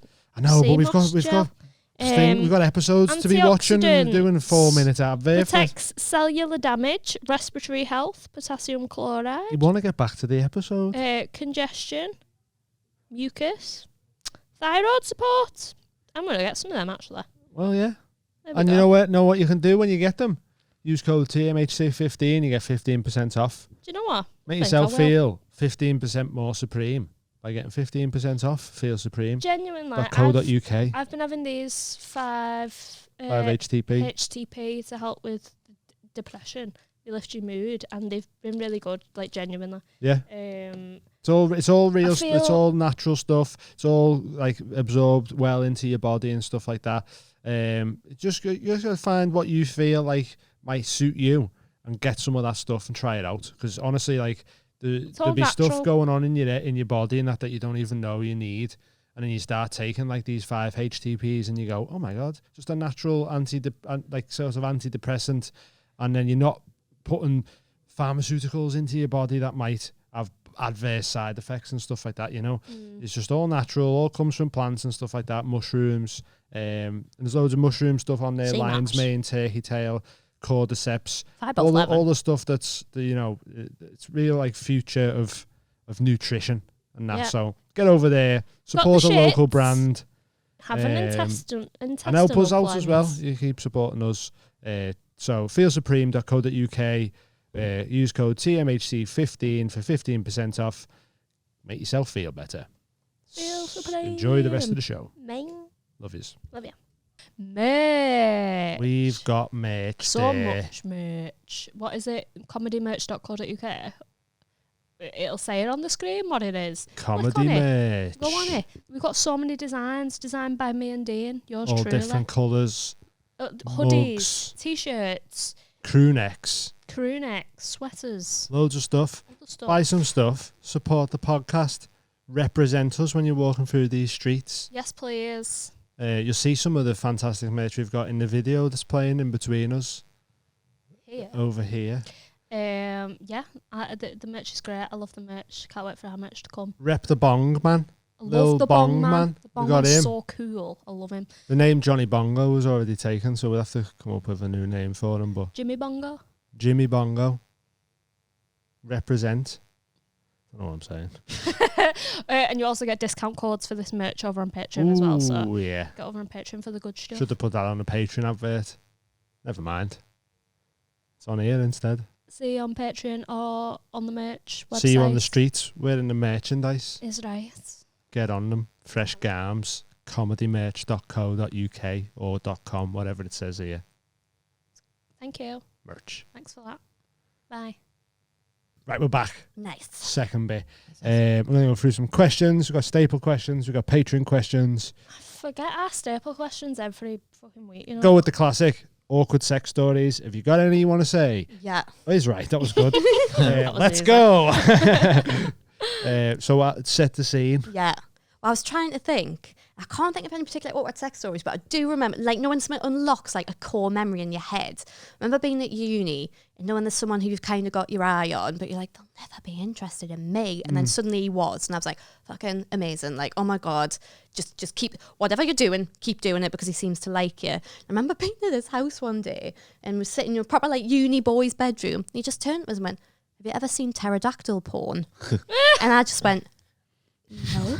Like, absolutely not. And he went, do you want to? And I was thinking, no, but also kind of like just out of curiosity. And he was like, oh yeah, someone told me about it the other day. And I thought, I really like you, but I'm very concerned I'm about to go off you super fucking quick. And it was literally these two women like dressed like pterodactyls. Oh, I'll watch it now if it's two women. I'm sure it was two women. There might have been a man. He's on it? Wow. That was quick. It's almost as if you knew where to find it. Imagine if this is way more graphic than I remember it being. Fucking wild, this shit. Yeah, they were like just dressed like we'll spin it round then. Yeah, I'm just trying to zoom in on the picky for you. So did this get him going? Right, bear in mind, this was a good like 10 years ago. I'm sure they had like wings or something. Oh, they do. Hey, they'd be fucking better I'd have wings if they're pterodactyls. I'd kind of blocked this out in my head until I knew this question was going to be asked, and I was like, oh my God, the pterodactyl porn. That was... I don't know what you mean you knew this question was going to be asked on. Hurry up. So, So what happened when he showed you it? Did he like it, or was he just also- like, this is madness? Yes, that was it. I remember that. Oh my god! Oh, I didn't realise that it was a woman getting shagged by pterodactyls. Very strange. Oh my god. It's not the Jurassic Park I remember. Jurassic No. Pork. There you go. But Can I have that one? also, to bear in mind, I would have been like 19. I've got a Bonosaurus. Bonosaurus. Bear in mind, I would have been T6. like 19 at the time as well. I was like, I don't even know the appropriate reaction when someone is showing you porn. Yeah, to go, oh, I cool, thought, bro. oh, I know. Yeah. If you show us a fucking new song, I'll be like, yeah, that's a Yeah, bop. yeah, yeah. But like, Yeah. so I didn't know how to react, even if he showed us anything Yeah. normal. It was just normal porn, I was you would like, be a I was bit like, do weirded I, out, do I innit? Yeah. clap? Like, do Yeah. I nod? Like, do I? clap. What do I do? So I think I just kind of awkwardly sat there, and then I think I said, not my thing. Not for me, that. Not my thing. No. And he was So, like, fair. so the guys are dressed up as pterodactyls. From the looks of things, Yeah. there. And can I see the full costume?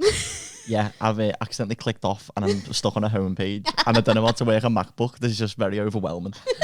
What do I- Go down to the bottom. Look at how macked it Go down to the bottom, and the things will pop up. No, wait. yeah. I got And then you got a little safari I mean, I one. suppose though, Yeah. that is the day I learned I prefer my porn post-historic. Yeah, Like, that's good. Yeah. Yeah, you finally learn you what know, you're your actually teenage into. years Yeah. are very formative, and I was like, yeah, anything like past the dinosaur age is when I'm on board. But I wonder what he thought my reaction was going to be, unless he wanted me to dress up like a dinosaur. Maybe that's what it was leading to. Yeah, maybe like, that's his oh way my in. god. Because if you're going to be together forever, you have to be a pterodactyl. Oh god. Yeah. So, do you get what I mean? So it's like, I'm laying it out there. If you want to get with me, this is what If we're you like want to the be Spice my Girls. lover, Yeah. gotta be a brontosaurus rex. That is mad. Have you had any weird porn interactions? When I was about 10, I seen a picture of a woman sucking off a dog. Really? Is that good enough answer for you? Oh, we've had one. Well, when What we with was your like, dogs? no, we would put. No, Dave. Wasn't we gonna put porn on the It was in telly? Amsterdam. No, it wasn't. It was in Don't know, a live show. It was the in ASMR one. Holiday Inn. What? No, not that. Oh, in Liverpool. Yeah. So we was going to put porn on the telly Mm-hmm. and shag, but when we just put it on and it was straight away like Amsterdam. in the middle. It was in of- Amsterdam. There's not Was porn it? on normal telly over here. Not on special channels. No, it wasn't a special channel. It was just like Channels? it was yeah. So there was like a late night Yeah, sort of yeah. softcore kind of, well, what Uh-huh. you thought was softcore porn. And he turned it on and it was halfway through and it was just like, okay, we haven't started Skip that the yet. credits. We just haven't even started yet. We're like, oh, we'll put it on to try and get in the mood. No. I accidentally Ever. got put in a sex hotel, you know. Oh, So I was did doing you? a job last year. Not a sex job. I was doing just a totally normal job. Not a sex job. Doing that enough, type 5. I was doing a job with, that's what I call my fanny. Yeah. Only a 5. It's how I lure an open mic act. I'm like, do you want to see my type 5? But I was Do you have doing a name for your fanny? I don't, but I feel like I should. Yeah. Let's name them now. What's Yeah. yours? Chinese puzzle box. Oh. You can try and get It's in. not a but you won't name, though, is it? succeed. What if you actually had to name it? Go something Spanish, maybe. Like Lola, the Chinese Lolita? puzzle box. Lolita. Nah, can't have Lolita. 'Cause that's Why? like a genre of porn where you have Exactly, really it's a young fanny. looking girls. Lita. It's Oh no, you're gonna get me arrested. Why? What is it? It's like real young looking girls. Oh, yeah, it's just yeah. come up warning child sexual abuse. Yes. Back up, please, sir. Sorry. Back up, please, sir. Just start coming through the ceiling and that. What's it for? The pterodactyls on the children. I need to know what to say in court. Fuck's sake, man. Yeah, delete that. Never Yeah, mind then. Oh, spilt my what? drink. Dolly Parton? I feel like Dolly whatever. Parton, the Chinese puzzle box. Yeah. I feel like whatever the trustiest car is, because mine's quite low maintenance. Ford? Ford Focus. Focus. Old Model T. Ford Poom Poom? Ford Poom Got a Poom. good warranty on it. Trying to think of vagina puns for cars now. Uh, Poontang, Mustang. Yeah, we're trying. Spitballing at the minute. We'll get one in a minute. It's going to be good. About 5 minutes, I want to go, I got it! Well, my car, so I've got a Kia, so it could be a Kia Picanto. Nice. Yes. I like There we it. go. Two-time Edinburgh. There we go. That's how she does it. Love it. So, yeah, what's your pterodactyl penis porn. called? Russell the Love Muscle. I wish you wouldn't tell everyone my name from your penis. I told you that in confidence. I reckon you have one though. I genuinely Do don't. you not know? No. Should we name each other's? I'll name yours, you name mine. Go on. Aladdin. Rub that Rub lamp. me lamp. Make a wish. Oh, actually, no, that sounds even worse. Yeah, make a wish. Make a wish. Oh, your wish came true. Your wish was for me to jizz. No, it wasn't. Well, I got my wish. Bye. Oh, what's mine called then?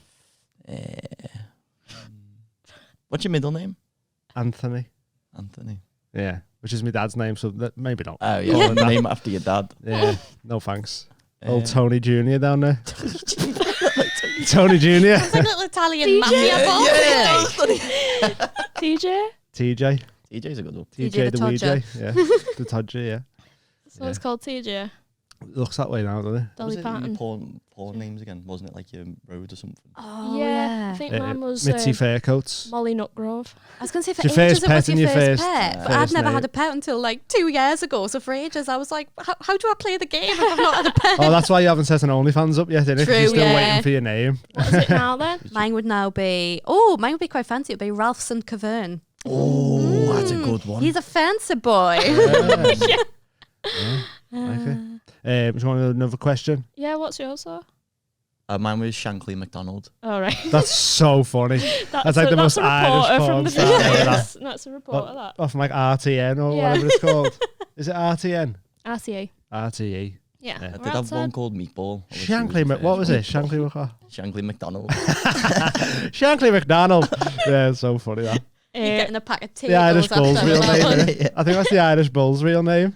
Shankly McDonald. Oh, apparently he's a naughty boy, you know. We've had He like posted that about it? and in a bad way as well. What do you mean? He went to jail for Sutton for quite a while. He's a naughty boy. Yeah. Shit.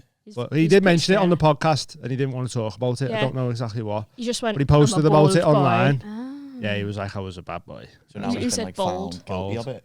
Don't know. This was a while ago. But he posted about like his, like looking back on being in for like fucking 10 years or some shit. I don't know if it was 10 years. Don't quote me on that. But yeah, he didn't want to talk about it on the podcast. I was like, whoa, shit. I think he was like tied in with some moodies over there. Like, shit. Yeah, he was pretty scary, like. yeah. He was Sound packing though. heat though. Big wasn't old penis. he? Massive, yeah. Whopping was. Big old penis. Wonder what he calls his. The bull. Yeah. Irish bull. Fucking hammer. The fucking hammer. So another question we have, I genuinely can't remember. Your proudest moment and your Yeah. most shameful moment. Oh, proudest moment is probably like a simpy comedy one. Is I got to do, and this was literally like 4 years ago. The other day was I got to do Sydney Opera House for stand up, and I remember, especially as like a working class kid, just Yes. feeling like you'd fully fucking Yeah. infiltrated. Yeah, that's sick. And like I didn't know I was doing it until a couple of days before. So I'd been sent obviously like a schedule of gigs I was doing in Australia, but some just still said like to be arranged. But Little Miss Anxiety, it was like 4 days before, and I was like, can I have all the details, please? I need to know exactly where I am and where I'm going and what I'm doing. And I'll send you an updated one. And it came through and it was Sydney Opera House, and I was like, maybe there's another one. Like maybe there's a smaller one. Yeah, like the bar next door. or Yeah, something. like, am I What gigs doing? I've done that. Like it's in a theatre. Like, it's they've not. just done that big like Just for Laughs in London, and it was a big thing about how it was the O2, but also half of the gigs were at like the old bar one in the O2. And I was like, that'll be it, but it wasn't. It was like the actual Sydney Opera House. I remember it being one of those moments where I almost just wanted to laugh. I was like, this is genuinely like a joke that's got out of hand. Like, Who's letting me on here? This is mental. exactly. I was like, how has a little working class lass from fucking Kenton ended up on stage stage at the Sydney Smashed it. Opera House. All the hard work, But it though, was innit? so funny because I was on, obviously a lot of these gala shows were obviously very like showcasey, so it'll be like the best of the internationals, the best of the Aussie. So a lot of the Aussie comics were obviously like well-known Aussie comics or whatever. Then there was a lot of like British comics who were sort of already on, but I wasn't at the telly stage, so I felt like total imposter syndrome. And I remember we were in this like sort of green room, and there's like obviously like 3 drinks and like a little buffet. This is the moment I learned no amount of like success or whatever will ever change this, because I just made a beeline for the ham. I was like, oh, 3 continental meats, yes, for please. Nobody else knew what the fuck I was touching the ham, and I was like, how? Please don't ever let me get to a stage in my comedy career where I'm not excited to see a plate of ham. Like, absolutely. What would your comedy rider be? Oh, definitely some cold meats. So I want like ham, and not even like good ham, just ham. Cheese, little bits of cheeses, because then I can give some to the dog. Pickled onion Space Raiders. Yes, please. Best crisp in the world. Basically, Do you like knick-knacks? love You knickknacks. essentially want a big pack lunch from Exactly, school, like don't big you? packed lunch, Yeah, like yeah. probably like kids' food. I Yeah. like, you know, when you go to a gig, sometimes and they'll have a rider, but they'll have tried to make it fancy. I'm like, I Olives don't and shit. exactly. And you're like, we're comedians, man. A little Like, Mediterranean platter or whatever, and I'm like, I don't care. Like, I want, especially gigs where you know your nerves are going to be high. I'm like, I want comfort stuff, like Yeah, stuff yeah, that's yeah. just going to proper like ground us. Yeah. Absolutely. So when I'm going off the rails, I get like a family size meat platter Yeah. and just eat it all, and also a Yes. family size pack of angel slices. Oh, Eat all them. absolute. Angel cake is the best. 2 best cakes in the world: angel cake and Battenberg. Is tiramisu a Top cake? tier. I think so. Yeah, That's number yeah. 1 now. Yeah. I do love Tiramisu is number tiramisu, 1. yeah. Not really a cake guy. Really? Yeah, I don't mind it. Hmm. It's not my go-to.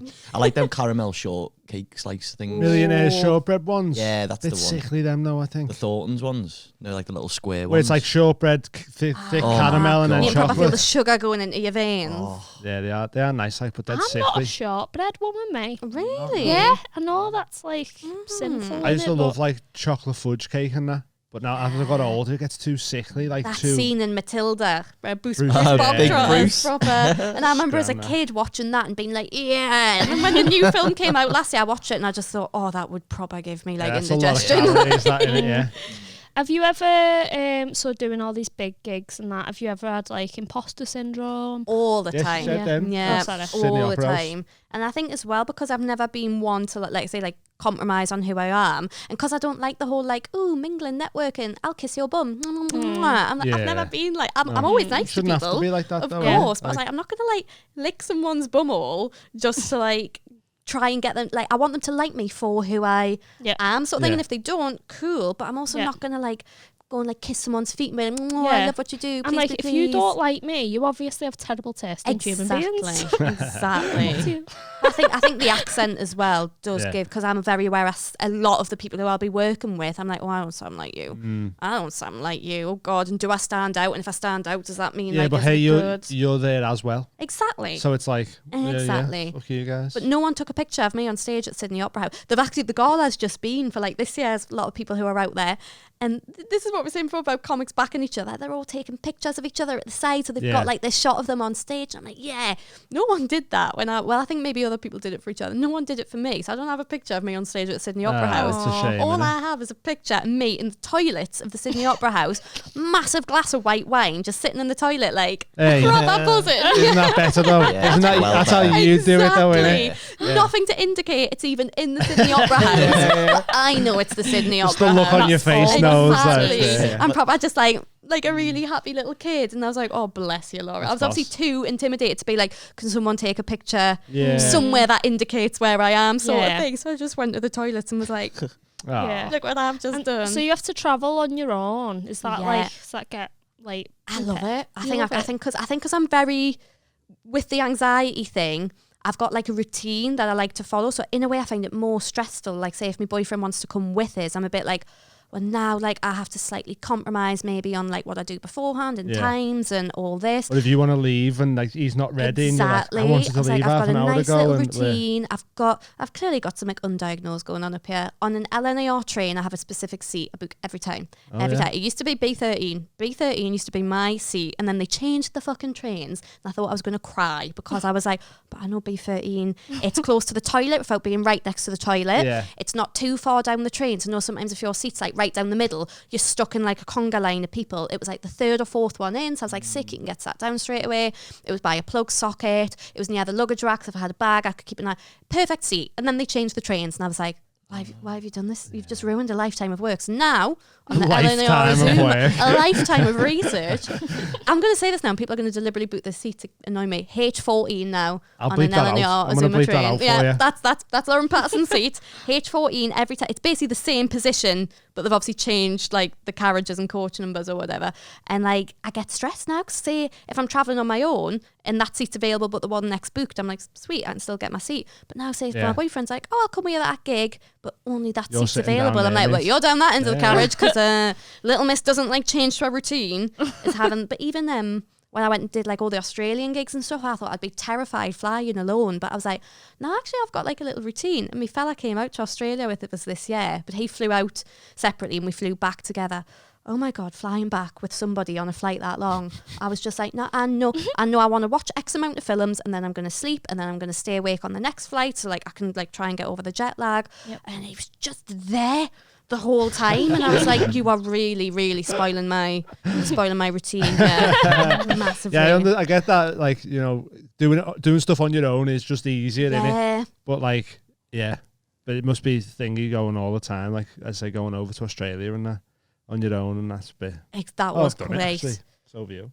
Yeah. But wouldn't want to do it again, I don't think. And are people all right with your accent over there as well? They were, because I talk quite fast anyway. And like it's been my biggest criticism over here. It's like, you talk too fast. I'm like, it's why I'm really good at reading the terms and conditions on voiceovers, because I can just fucking smash through those. So like even now when I slow down, people still go, you're talking too fast. I'm like, but this is me talking slow. I can't slow it down anymore. You can't catch up. I was like, I'm naturally a fast talker. Yeah. Just you listen quicker. You speed your ears up and we'll be fine. But you the one thing, accustomed to our culture. Exactly. Stop shaming me for speaking fast. When I went out there, I was like, I am self-aware enough to know I'm going to have to really slow it down. Like the accent is going to be a challenge enough in a different country. So I felt like I was being patronising because I was suddenly talking like this, and I thought if someone was talking to me like that, I'd be like, why are you talking to me like I'm stupid? But it's having to have that connection in your head of being like, no, you don't sound patronising to them, you sound normal, understandable. Like, exactly. It's just talking slower. What is your most shameful moment? The one that sort of sticks in my head, so I kind of adapted this for a bit of stand-up, but like the truth behind the stand-up was there used to be a club in London called the Comedy Cafe, really good club. Like a lot of like comics like cut their teeth there, and before I even moved there, if I was ever down, I would always try and go to like the Comedy Cafe. And then it was in Shoreditch, and they did that classic thing of like, we're trebling the rents. Obviously they couldn't afford to have it there anymore. And so I got invited. They were having like a closing down party because it was in a bar. The bar itself was closing down, and they were having like a closing party. So I remember I was so fucking broke. I was like 22, 23 or whatever. I turned up with like £10, and I didn't bring my bank card. I turned up with £10 in cash because I was like, this is literally all I've got no fucking money. I'd not long moved to London, and I turned up and I went in. I ordered a drink and I went and handed it over, and they went, "It's a free bar. It's a free. We've got to get rid of all the spirits. We've got to get rid of all the stock. It's a free bar." Holy fuck. I took advantage of that. Yeah, it's right. Shots, drinks, whatever. And then because I'd not long moved to London, I think I went to stay at like when you go to like a mate's house after and you're like, let's keep drinking. And then I was suddenly faced with the reality the next day of I've got to get home. And like because I grew up in Newcastle, you're never really far, like even like from one end to the other, not super far. Suddenly I found myself like a 90-minute journey back from where I was living, and it was something like I had to get a bus and then a train and then a tube, and then you're just like, I kind of hadn't comprehended how big going to be sick on at least London one of those is. vehicles. Basically, I was in Brixton. I think there's like a little Sainsbury's or whatever by the tube. And bear in mind, I'm still in like sequin jacket, like proper like disco pants were in at the time or whatever. Like me heeled boots. It was obvious I hadn't been home. Yeah. Obvious. I was already quite makeup like clearly down my face. And as well, I wear contact lenses. Obviously, because I hadn't intended on staying out. I took my contact, so I was also blind as fuck as well. So I'm probably like squinting. Like I must have looked a state. Like if I was in that state now, I'd be embarrassed. But I think because I was still quite young then, I was like, I wasn't long out of uni. I was like, it's fine. I remember going into this Sainsbury's to get a bottle of Pepsi. I think because I still had the tenner. I still had my fucking tenner. I was like, hey. Went in, got a bottle of cherry Coke, and I was like, this is going to sort me out. This is going to sort me out. And then you're on the last stage of your journey. I lived on the other end of the Victoria line. I was like, once you've done this 30-minute tube, you're home. You're done. Great. And I was queuing for the self-serve and I was like, in your hands, like proper shaking. I thought, I'm going to be sick. And then suddenly I must have just went white and the shop assistant was like, you okay? And I just ran. And as the doors of the Sainsbury's opened, I just proper spewed. But this is like Brixton right by the tube, so you know it's busy. Chocker, yeah. And I think I don't think I got I think I went like behind a bin. But then it was that moment of being like, I'm crouched behind a bin in last night's clothes. People are on their way to fucking work. I've now got to get on a tube, smelling of sick, clearly being sick. And I think that moment proper sobered us up of being like, and then I really wanted to go back in and get my Pepsi or my Coke or whatever it is I've been buying, but I was like, I can't physically face going back. And when I wrote it for stand-up, I wrote that I'd been sick in the shop and like pretended I had like morning sickness or whatever to try and like hide it. And then the punchline on top of that was like, oh, I've done it 5 times since. Like that was like the joke. But I thought, you know what, the truth is actually worse of just like, oh, I just had to run and just, it's that thing of people are walking past looking at you like you're a fucking clip. And I was like, I only wanted to enjoy the free bar. It's the worst being sick when like, well, just being sick's bad anyway, but like, you know, when you know it's coming and you're like, oh, I'm just out just when somewhere. you're out and about. And you feel so vulnerable as well. And I think that was it. I was in a new city. I hadn't really anticipated how far I had such a long journey back home, and I was on the last straight, and then suddenly I'm just crouched behind a bin, last night's clothes, and I just thought, don't do that. I was sick walking through town because of a migraine. Because if I get a migraine, I have to just get home, get to bed, lights off. I'm like that. Just shut my eyes until it's gone. And if I leave it too long, I start getting tunnel vision and then start getting real nauseous, and then I will be sick. I'm like that. And I know when they're coming on because something happens in my eye. Yeah. And I'm like, there's like a countdown to me having to get home. Otherwise, I'm just going to be sick somewhere. Exactly. So I was like, I was in town. I'd been to the gym in the morning, got to work. And as I walked into work, I see the lights were thinking. I was like, it's happening. I don't think. But I had a tattoo in, and I was like, right, I'm just going to do this tattoo, and just hopefully it'll be all right. Doing this tattoo, I'm fucking sweating getting through this, and I think she knew there was something like. Yeah, it's when the sweat starts, isn't it? And you're like, oh. And I was like, right, finish that. Got off, and I was like, I'm gonna have to get home, mate. But I parked at the gym, which was like a 20-minute walk from the shop.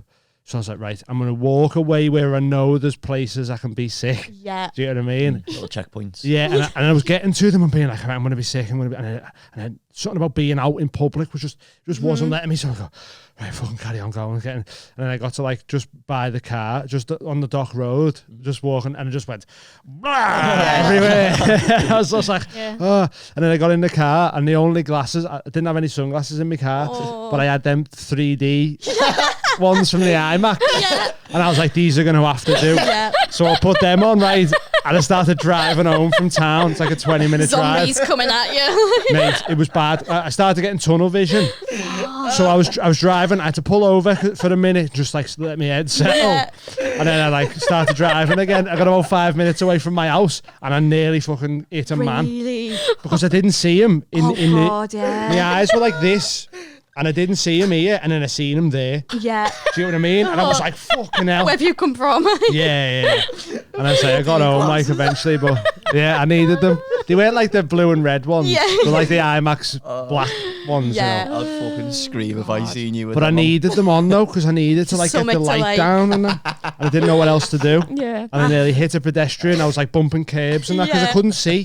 But I had no other way of getting home. Exactly. I was ringing people and everyone's at work because we work like in the day and that. And I was just like, I don't know what to do. Exactly. I was just driving at like fucking 5 miles an hour all the way home, just going, rough, man. I think there is something about, I think that's why, because I know that's not a particularly bad story, but I think anything where I need to be sick in public, and I had another one. It's dead shame. It is horrible, isn't it? Last time I was sick in Amsterdam yeah. at the Have a Word special, and I was mic'd up. I was like, so sorry.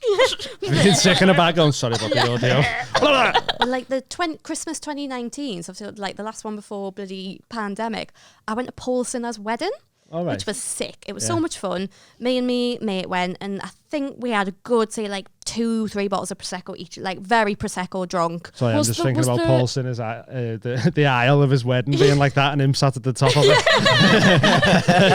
Was the other chasers there? Was the Dark Destroyer there? I don't think we saw anyone, because we didn't go to we went to like the evening do. The Dark Destroyer. And I remember that thing of being like, oh, I wonder if there's going to be like anyone like cool there, and then realising that I was a comedian and everyone I knew there was also a comedian. So I was like, oh, this must be what it's like when someone goes to a wedding and like, oh, is there going to be someone cool there? And I was like, I know these people, they're not cool. These people I work with. But we were battered, we were so drunk, and we got back, and I was doing, Jason Cook, the comedian, does these gigs called Laugh for Kids in Newcastle at Christmas every year. Have you ever done one? You might have done one. No. They're sick them. I've seen Adam do them. The entrance fee is like a £5, but like a toy for a kid as well. They're massive gigs, like those 2 shows. And I was doing that the next day. So I think I was on like a 7 a.m. train. So obviously my alarm goes off at like fucking 6 in the morning. I was still battered, like absolutely battered. I was with my ex at the time. We lived together in London, and like he had very little patience for me when I was drunk anyway. And I remember being like flat on my back with my legs in the air trying to put my shoes on. And I was so pissed. And I was like trying to tie my shoes, and he's like asleep, like, what are you doing? What are you doing? And I was like, put my shoes on. And he was like, well, you're not doing a very good job of it. So he had to like tie my shoes for us, and I was like, thank you, I love you so. He was like, Lauren, you are fucked. And I was like, yeah, I know. And then like luckily I packed my case the night before, and then I had my backpack, but I took my backpack to the wedding. When I opened it, it was full of sausage sandwiches that I'd stole from the buffet.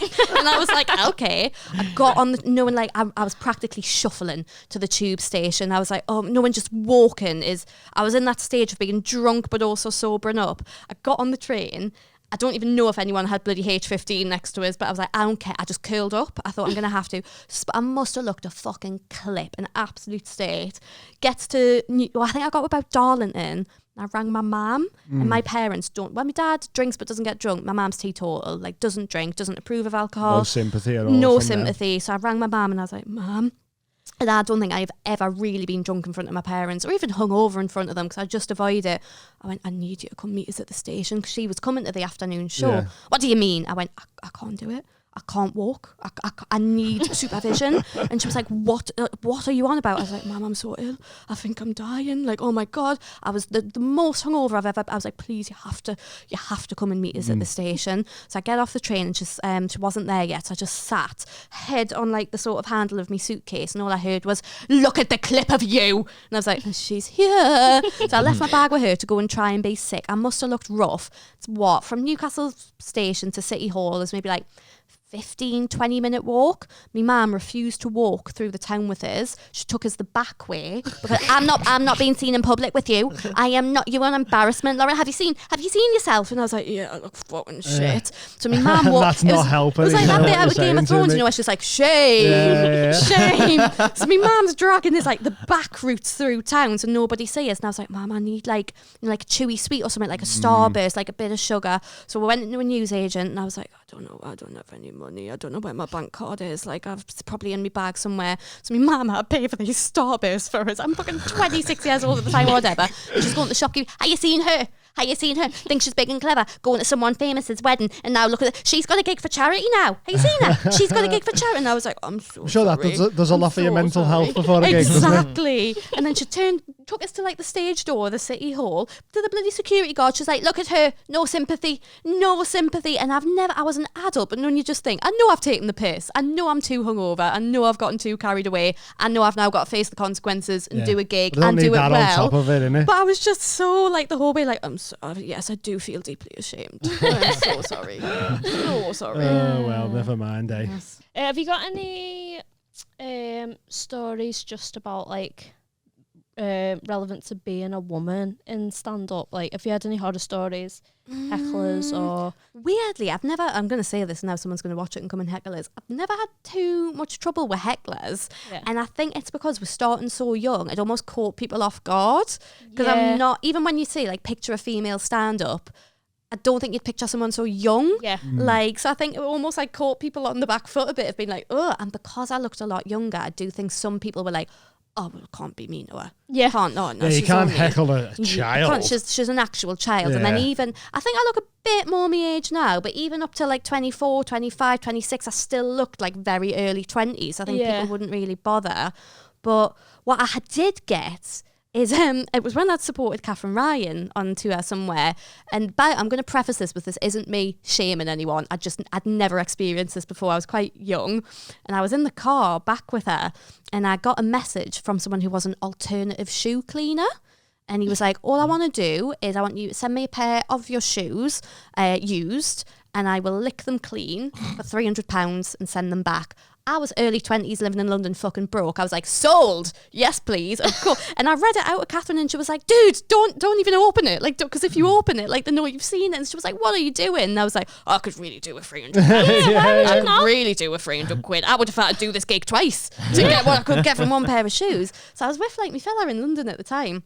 And I remember like broaching it with him, and he was like, I don't feel comfortable with this. And I was like, it's 300. I went, I could go to Primark, buy a cheap shit pair of shoes, walk in them for 5 minutes and send them. And he was absolutely dead against it. So I never did it because I was like, oh, I don't want to make him feel uncomfortable either. But then over the years, a few times, and I don't know if this is a general thing women in comedy get, or is it something to do with me looking a bit younger or whatever. I've had a lot of people who want like, me to like stand in something sticky and send them like that, and they'll pay for it and stuff. And I did a kids show, a kids comedy show where the losing team got gunged, and obviously as a kid of the 90s I was like, yes fucking please, because it was all a bit rigged. Obviously they were like, we'll work out who's going to lose beforehand, so whoever's going to get gunged is prepped for it and can have like clean clothes or whatever. I was like, I'll get gunged happily. I must have been about 21-ish at the time, like early 20s. So I happily got gunged. So I put a picture of me on like Twitter or Instagram or whatever, obviously with all the gunge, and I was like, just an average day at work. That's the day I learned about the wet and messy community. I did not washing know. Or whatever it's called. I did not know that. And again, no shame. We all like what we like, but I did not realise I was suddenly going to become the poster girl for the wet and messy community. And even years later, I would get random notifications that someone had liked that tweet or that picture, and like years had passed. And I was like, again, I don't know if this is just a general being a woman thing, or maybe because I look a bit like young and innocent, but I was like, this all boils back to the confidence. If I had the confidence to just go, yeah, fuck it, I could be rich by now. I wouldn't need the OnlyFans. I would just send me shoes. I'd have the cleanest shoes on the fucking comedy circuit. No, but they're not clean, no, are they? They're covered in shame. Yeah, they're just spit riddled. But yeah, I'd well have done that. Yeah. 300 quid. Yeah. Weirdly, the only scary thing with them is that sometimes they can get like a bit stalkery, innit? Well, I think that was my fella at the time's worry, and I think that again is like a little anxious thing. What was my worry of being like, oh, but if I say yes to this, what if it progresses? And as well, with doing, it's not like if I was just a girl with a normal job, that's one thing. But when you do comedy, your every move is, you know, people know this weekend I am in this club this week, and I thought it gives people a lot more scope to find you easily. If I was just a random lass on the internet and he was like, will you lick these shoes clean? I'd be like, sick, he doesn't know who I am. But it's weird when you're like, when your workplace is essentially public viewing. And then they text you and they go, good set tonight. Exactly, like, shit like that's when it starts getting audible. I wanted to come say hello, but I didn't know if I should, and it's like, well, this is actually creepier than if you just come and said hello. One of my clients, when I used to do it, they're from the northwest and they go to comedy. I don't know who they are. Yeah, but anytime they could be there. Really? Oh, that's freaky. Yeah, he's got videos of me. What, like on stage? No, like laughing at his little laughing Willy. at his penis. But if you leak them, I can sue you. Exactly. Women have rights. Yeah, about time. Okay, so we've got a question from J Rocks. He says, "Just wondered, is Lauren had any recommendations for comedy clubs?" That doesn't make sense, does it?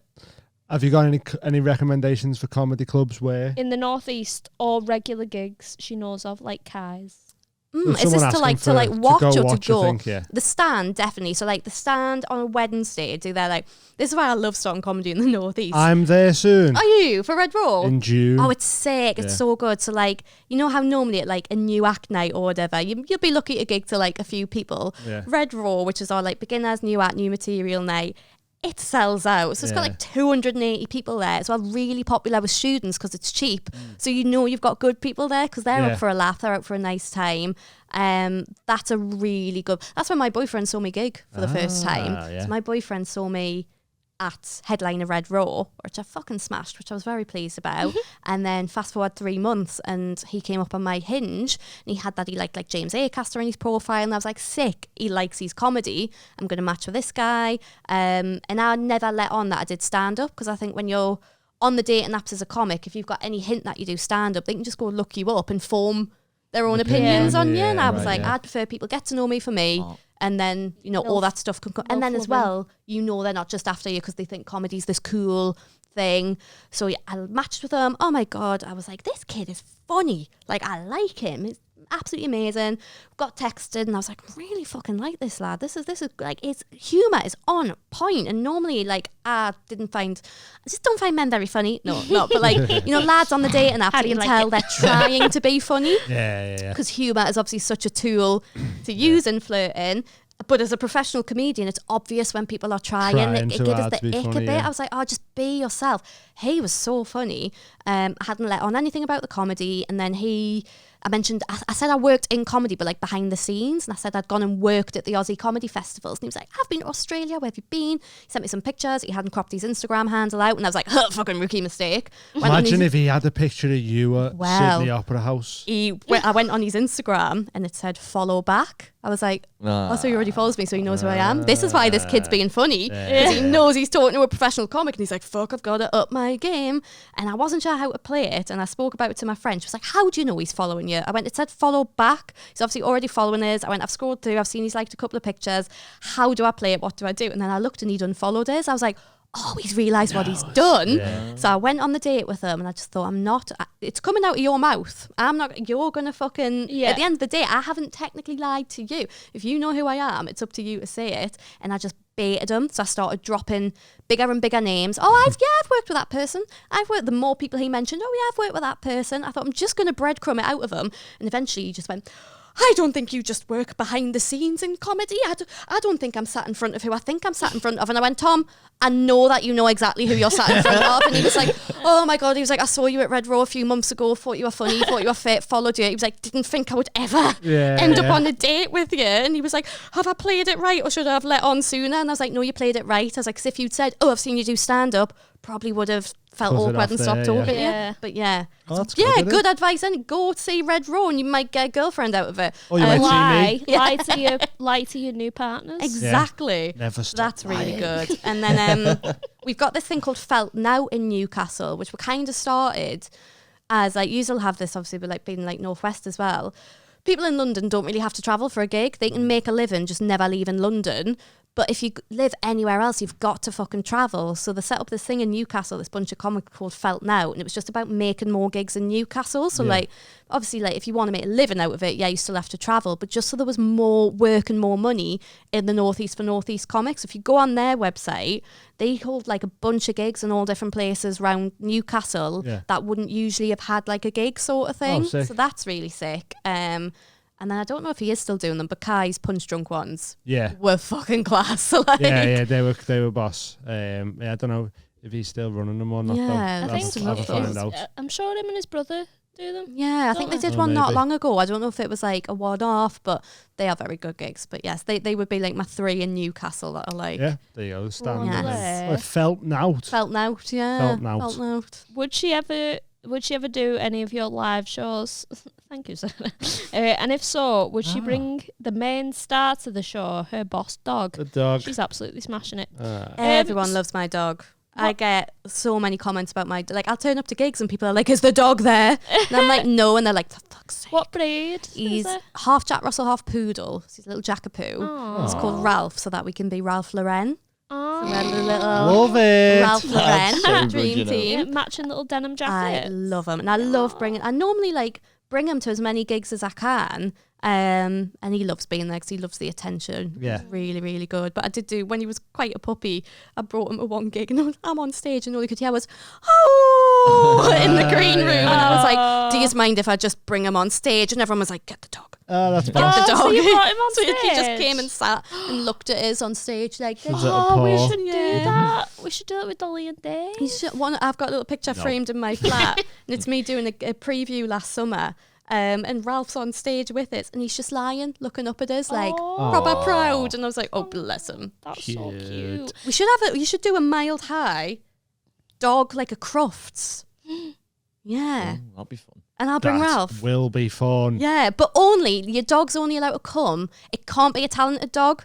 Like shit Crufts. Yeah, it has to be, Yeah, Jag. Yeah. exactly. Harry would be sick. Because of that. Ralph's got no Yeah. skills, so he Yeah, can just a come. normal Yeah. dog. Just normal dogs, normal Crufts. Yeah, We nice could- sound. I'm on What board. about genuinely a comedy like dog night in the shipping forecast? Yes. I think that'd be too chaos. Yeah. Yeah, think but just for in the a novelty basement of with it. dogs. They'd be Yeah. fucking humping each other and everything.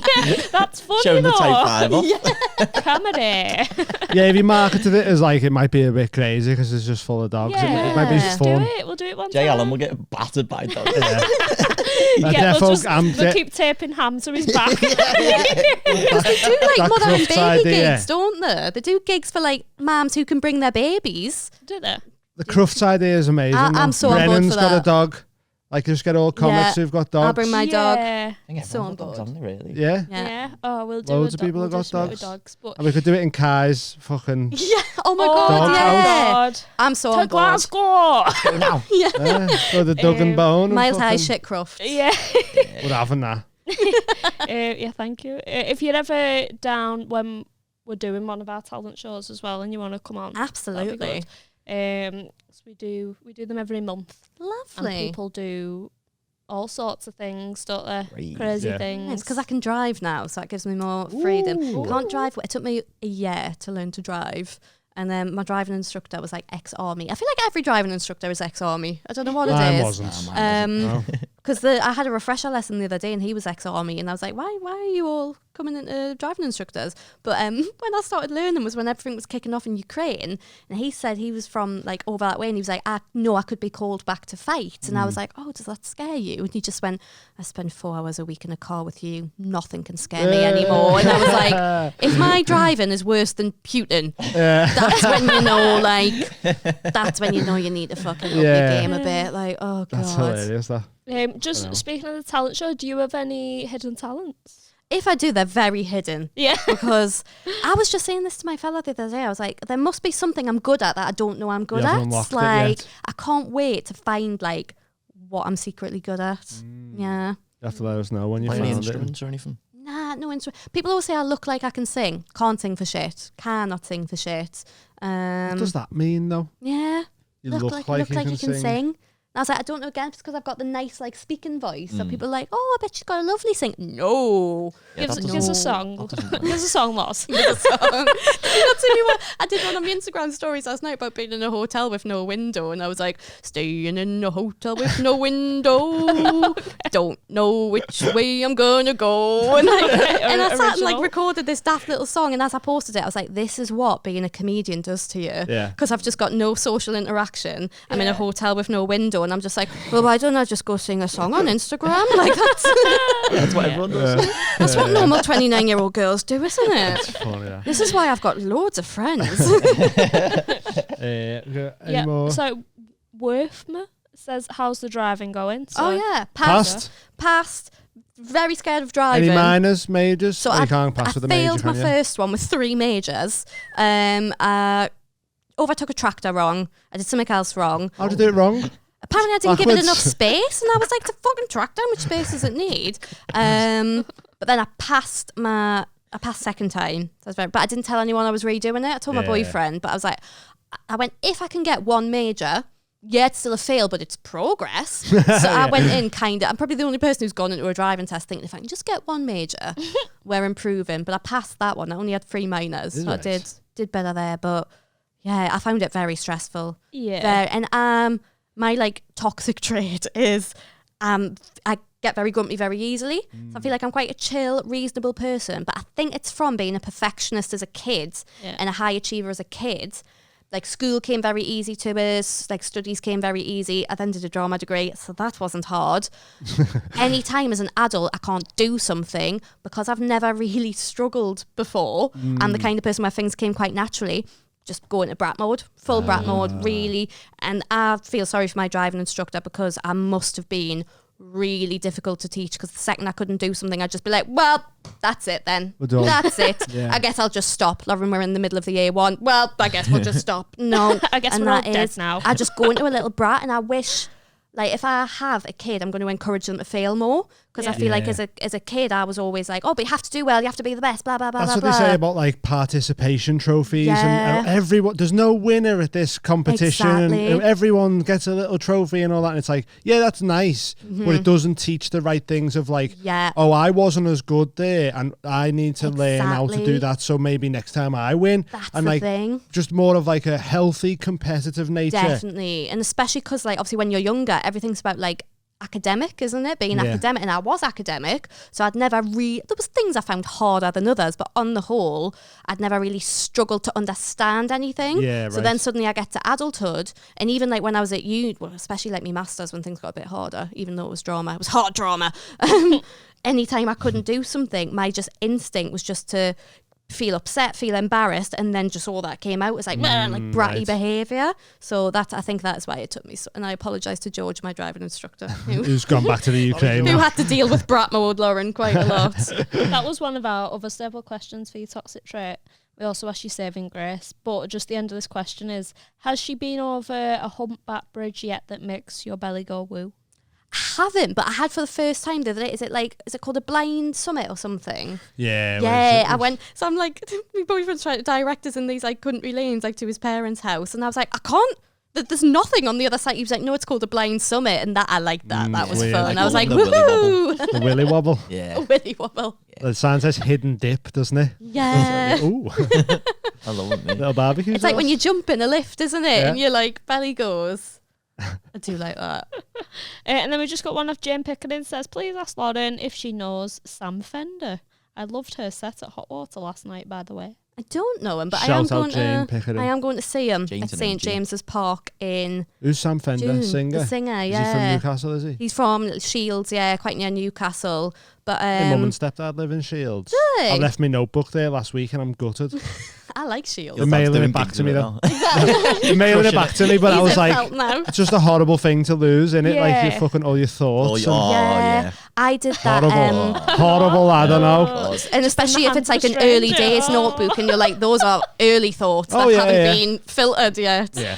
When I was writing my Edinburgh show last year, I'd been doing previews, so I write for like previews. It'll all be like bullet points. But like I say, early days, a lot of the notes don't really make sense, or on paper I look fucking mental. It makes sense in your head, but you go, I just need to jot this down. I'll jot that for down, stage. And I left this notebook at a theatre in Newcastle when I was doing a gig. So I rang them straight away, and as well, it was my preview for my new show, the show I was doing in it. And when you just think, oh my god, that's my fucking, this is my shot, like this is my show. And I rang them, and they were like, we'll go and look for it. And they're like, it's not there. And all I could think was, some cunt stole it.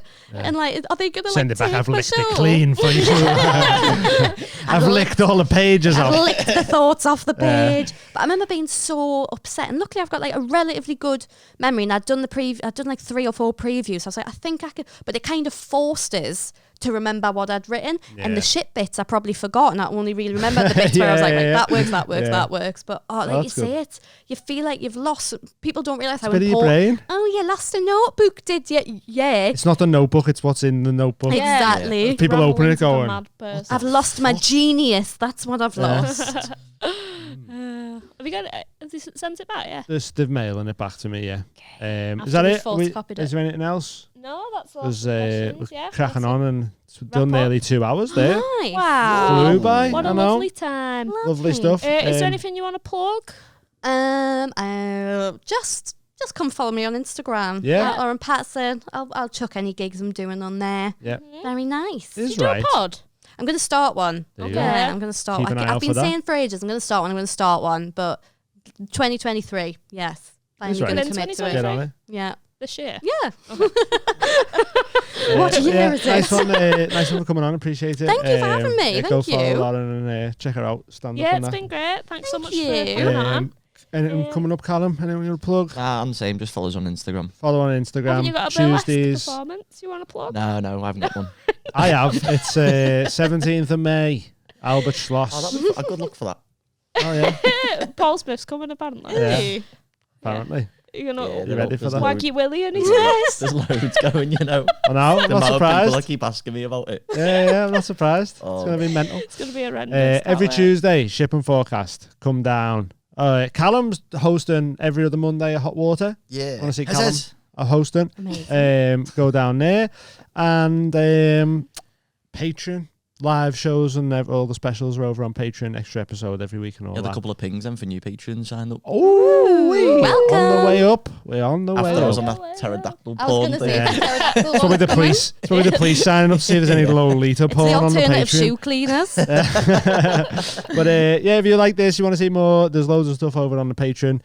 You sign up for £3, you get access to everything that's already on there as well. And yeah, come down to live shows, comedy shows and all that.